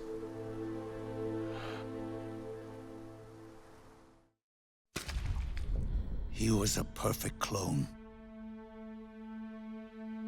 Zero and the proxy AIs that came after him were convinced that Solidus was me. I was implanted with nanomachines, kept in a state of eternal sleep by JD and the proxy AI. They had me sealed away completely, not only my physical body, but my will too. The technology was similar to what they used to restrain the B&B members you encountered. For me to wake again, the system had to be destroyed, one way or another. Ocelot and Eva wanted two things: to bring me back to life and to end the Patriots. That meant destroying the AI and killing the man, JD and Zero. Right before you uploaded the virus into GW, the way to JD was opened, but only through the physical manifestation of GW. That's when we finally learned the location of this man, Zero. For me, and for them, for Naomi, nothing was more important. And it was for that they put their grand scheme into motion. Eva stole my body from them and reconstructed it by replacing the missing parts with pieces from Liquid and Solidus. And Ocelot, in order to fool the system, used nanomachines and psychotherapy to transplant Liquid's personality onto his own. He used hypnotic suggestion to turn himself into Liquid's mental doppelganger. For all our advances in nanotechnology, information and genetic control, they've never managed to control people at will, let alone turn one person totally into another. Under certain conditions, someone can be made to play a specific role. Act like someone else. Cats do love to play as snakes. It all started with him. Zero.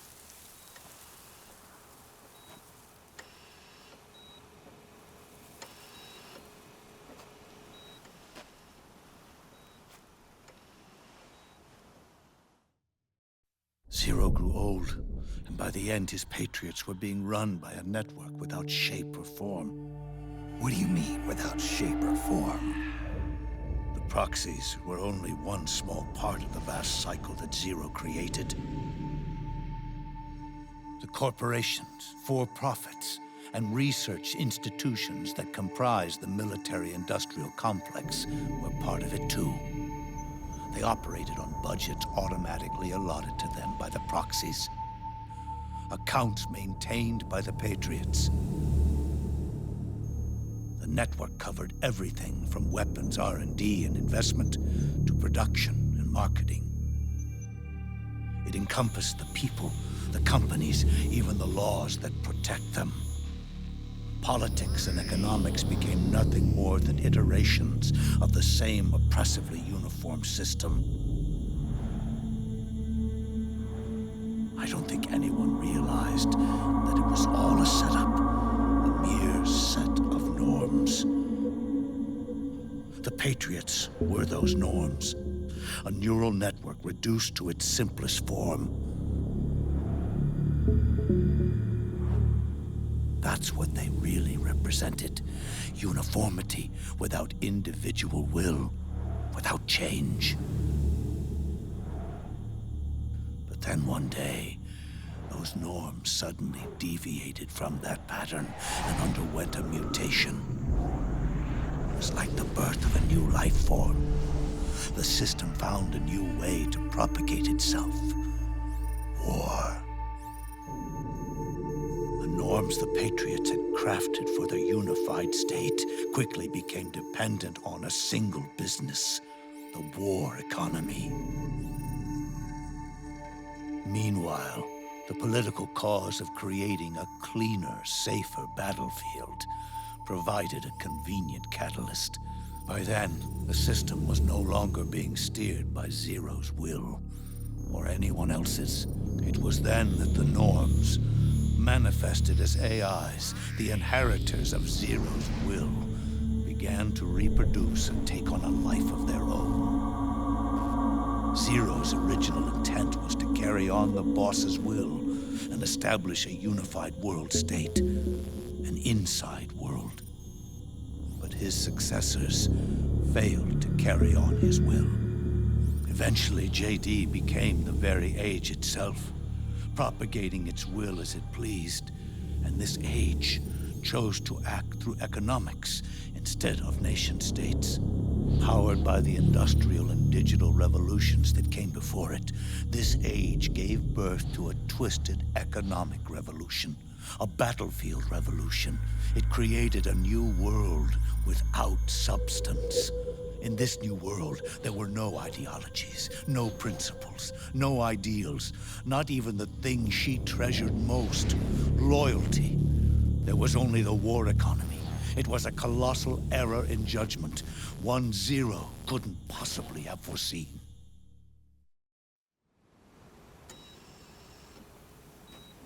With the American system in a state of collapse, the Patriot society has reverted to a blank slate. This man was the source of it all. And he doesn't even realize it. He's completely unaware of the fact that he led the world to the brink of ruin. Even with so much bad blood between us, it's funny, now that I'm actually face to face with him again. The hatred is gone. All I feel is a deep sense of longing and pity. Did Zero really hate me?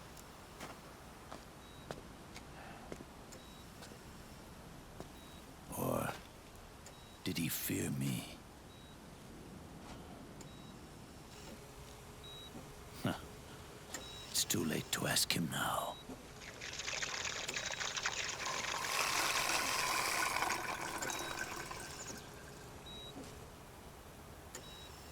The original members, Paramedic, Sigint, Eva, Ocelot, they've all passed on.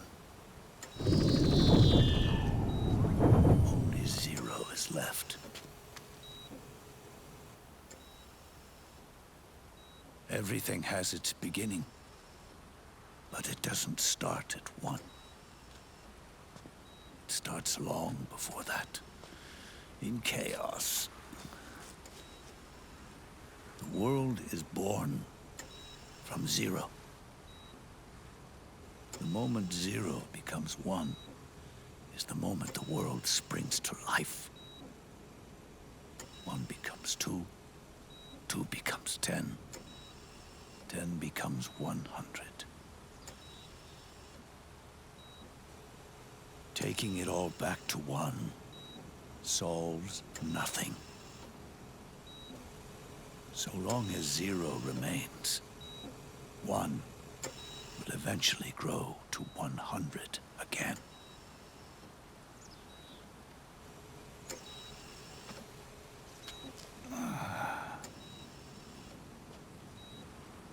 And so, our goal was to erase 0.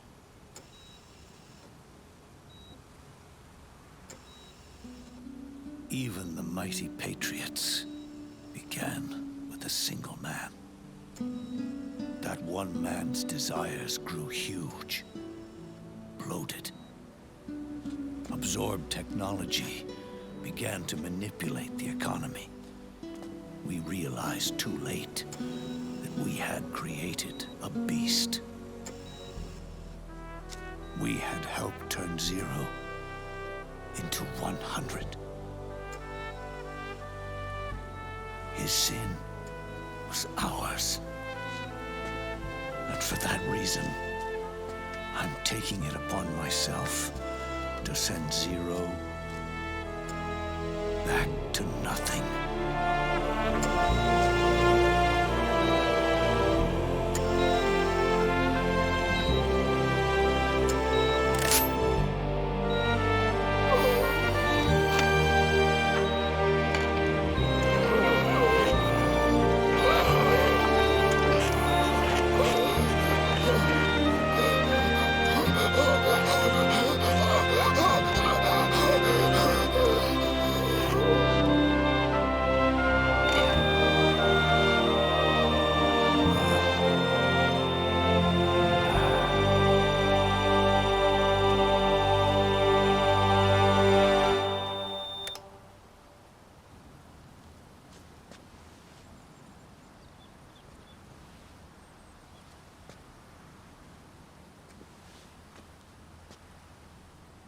You going back to 0 as well?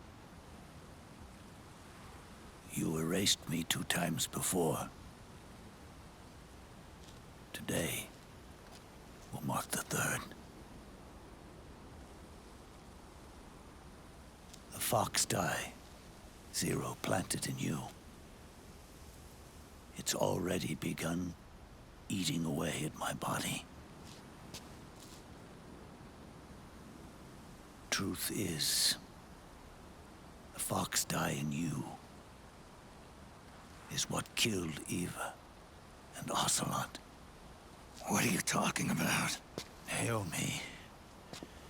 She told me everything.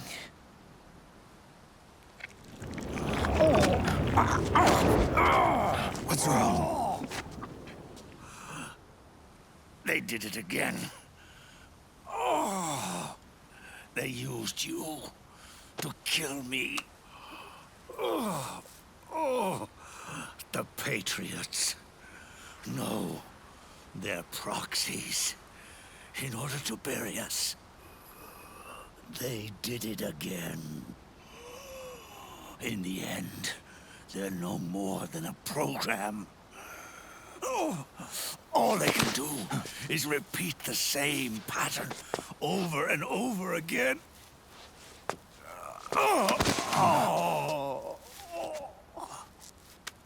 Do me a favor, will you? Take me over to her.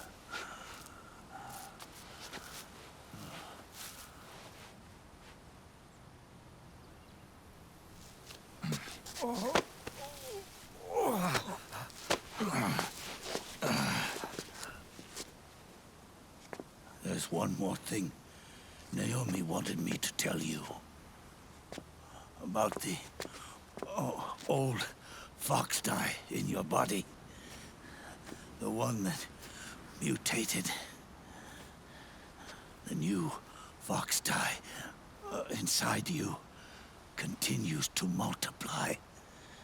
At the same time, it is preventing the old, mutated fox-die from reproducing. The new fox-die is uprooting the old. Naomi confirmed it in her follow-up. The mutants are receding. Before long, they'll be gone entirely. Does that mean the mutant strain won't cause an epidemic? It will only live as long as you do. But even then, the process will just repeat itself.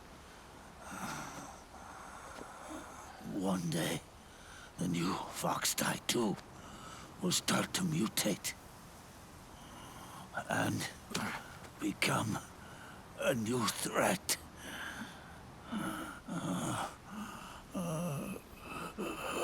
That is, if you manage to live that long.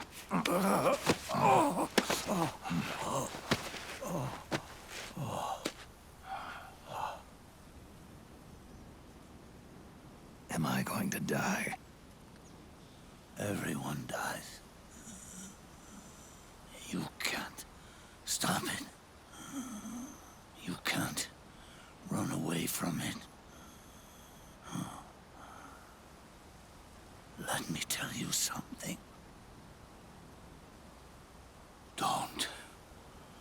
Don't waste the life you have left fighting.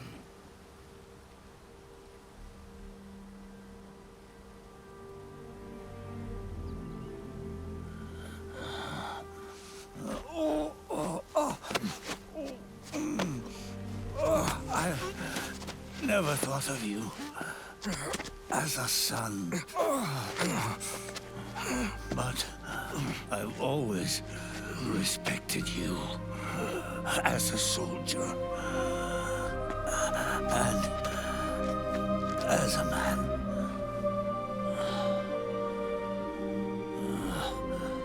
If you'd been in my place back then,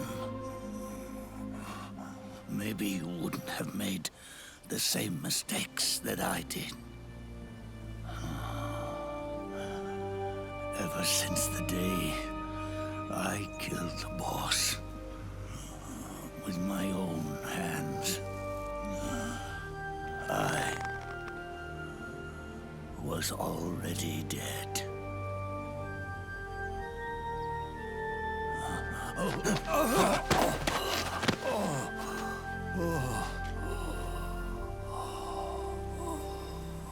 Boss, you were right. It's not about changing the world. It's about doing our best to leave the world the way it is. It's about respecting the will of others and believing in your own.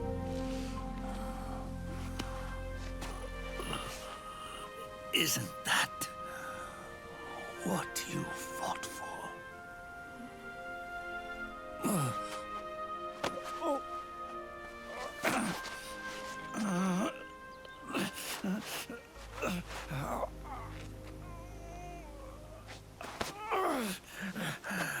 At last, I understand the meaning behind what you did.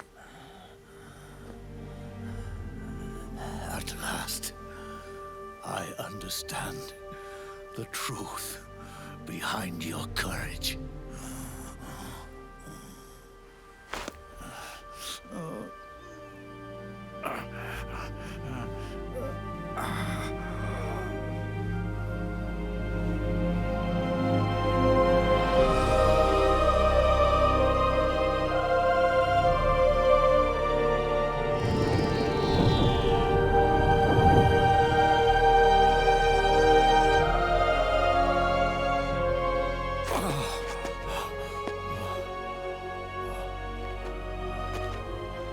It's almost time for me to go. And with me, the last ember of this fruitless war dies out. And at last, those old evils will be gone. Once the source of evil returns to zero, a new one, a new future will be born.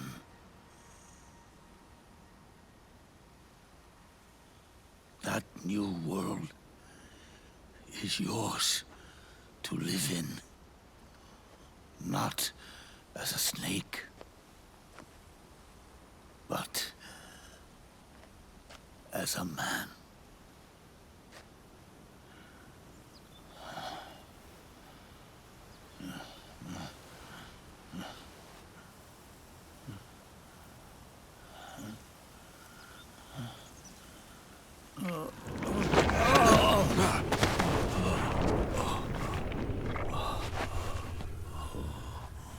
Know this. Zero and I, liquid and solidus, we all fought a long, bloody war for our liberty.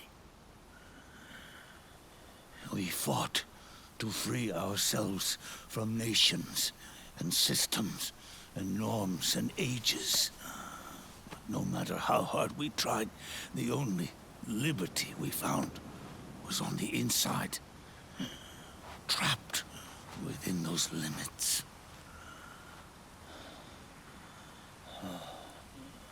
The boss and I may have chosen different paths, but in the end, we were both trapped inside the same cage.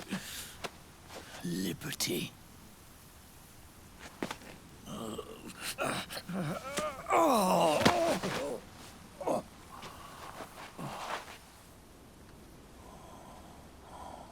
But you have been given freedom.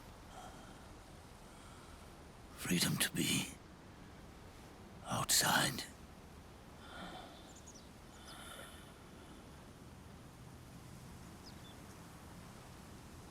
You are nobody's tool now. No one's toy. You are no longer a prisoner of fate. You are no longer a seed of war. It's time for you to see the outside world with your own eyes. Your body and your soul are your own. Forget about us. Live for yourself.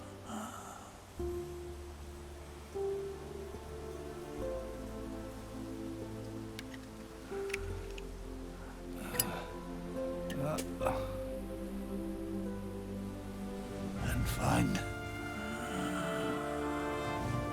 a new lease on life.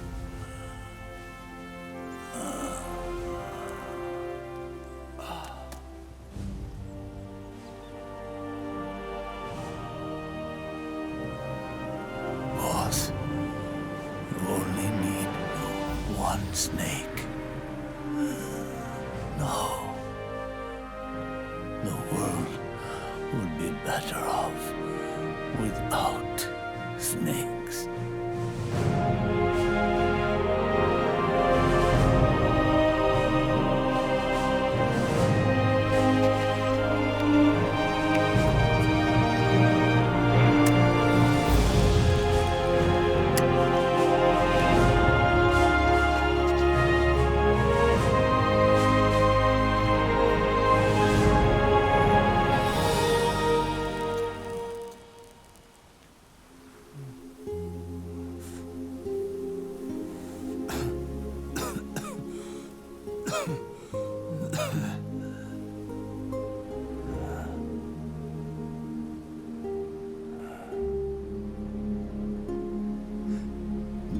otacon.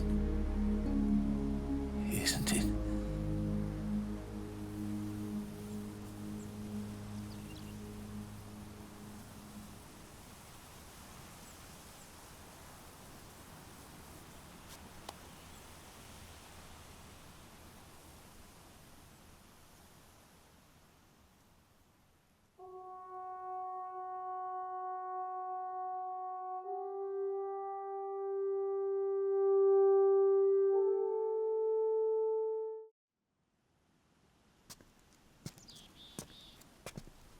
Snake, wait up! You forgot these.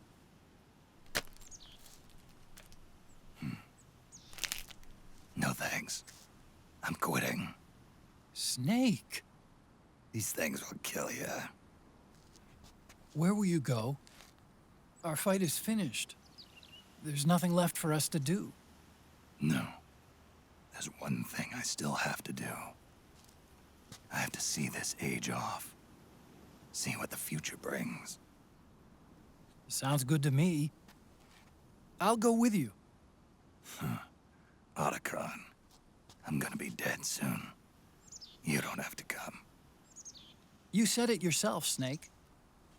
There's nothing inside you can pass on to the next generation. No genes, no memes. You're man-made. You're a beast. I know. A blue rose. There won't be any happy Beauty and the Beast ending for me. What little time I have left will be spent living as a beast. A shadow of the inside, of the old age. Exactly. That's why you need me. As a witness. A witness? Yeah. Someone on the outside to bear witness to your final days. Someone to pass on your story. Not that I'm the only witness. But I'll remember everything you were. And stick with you to the end. Otacon. Besides, you wouldn't let me suffer Sonny's eggs alone, would you?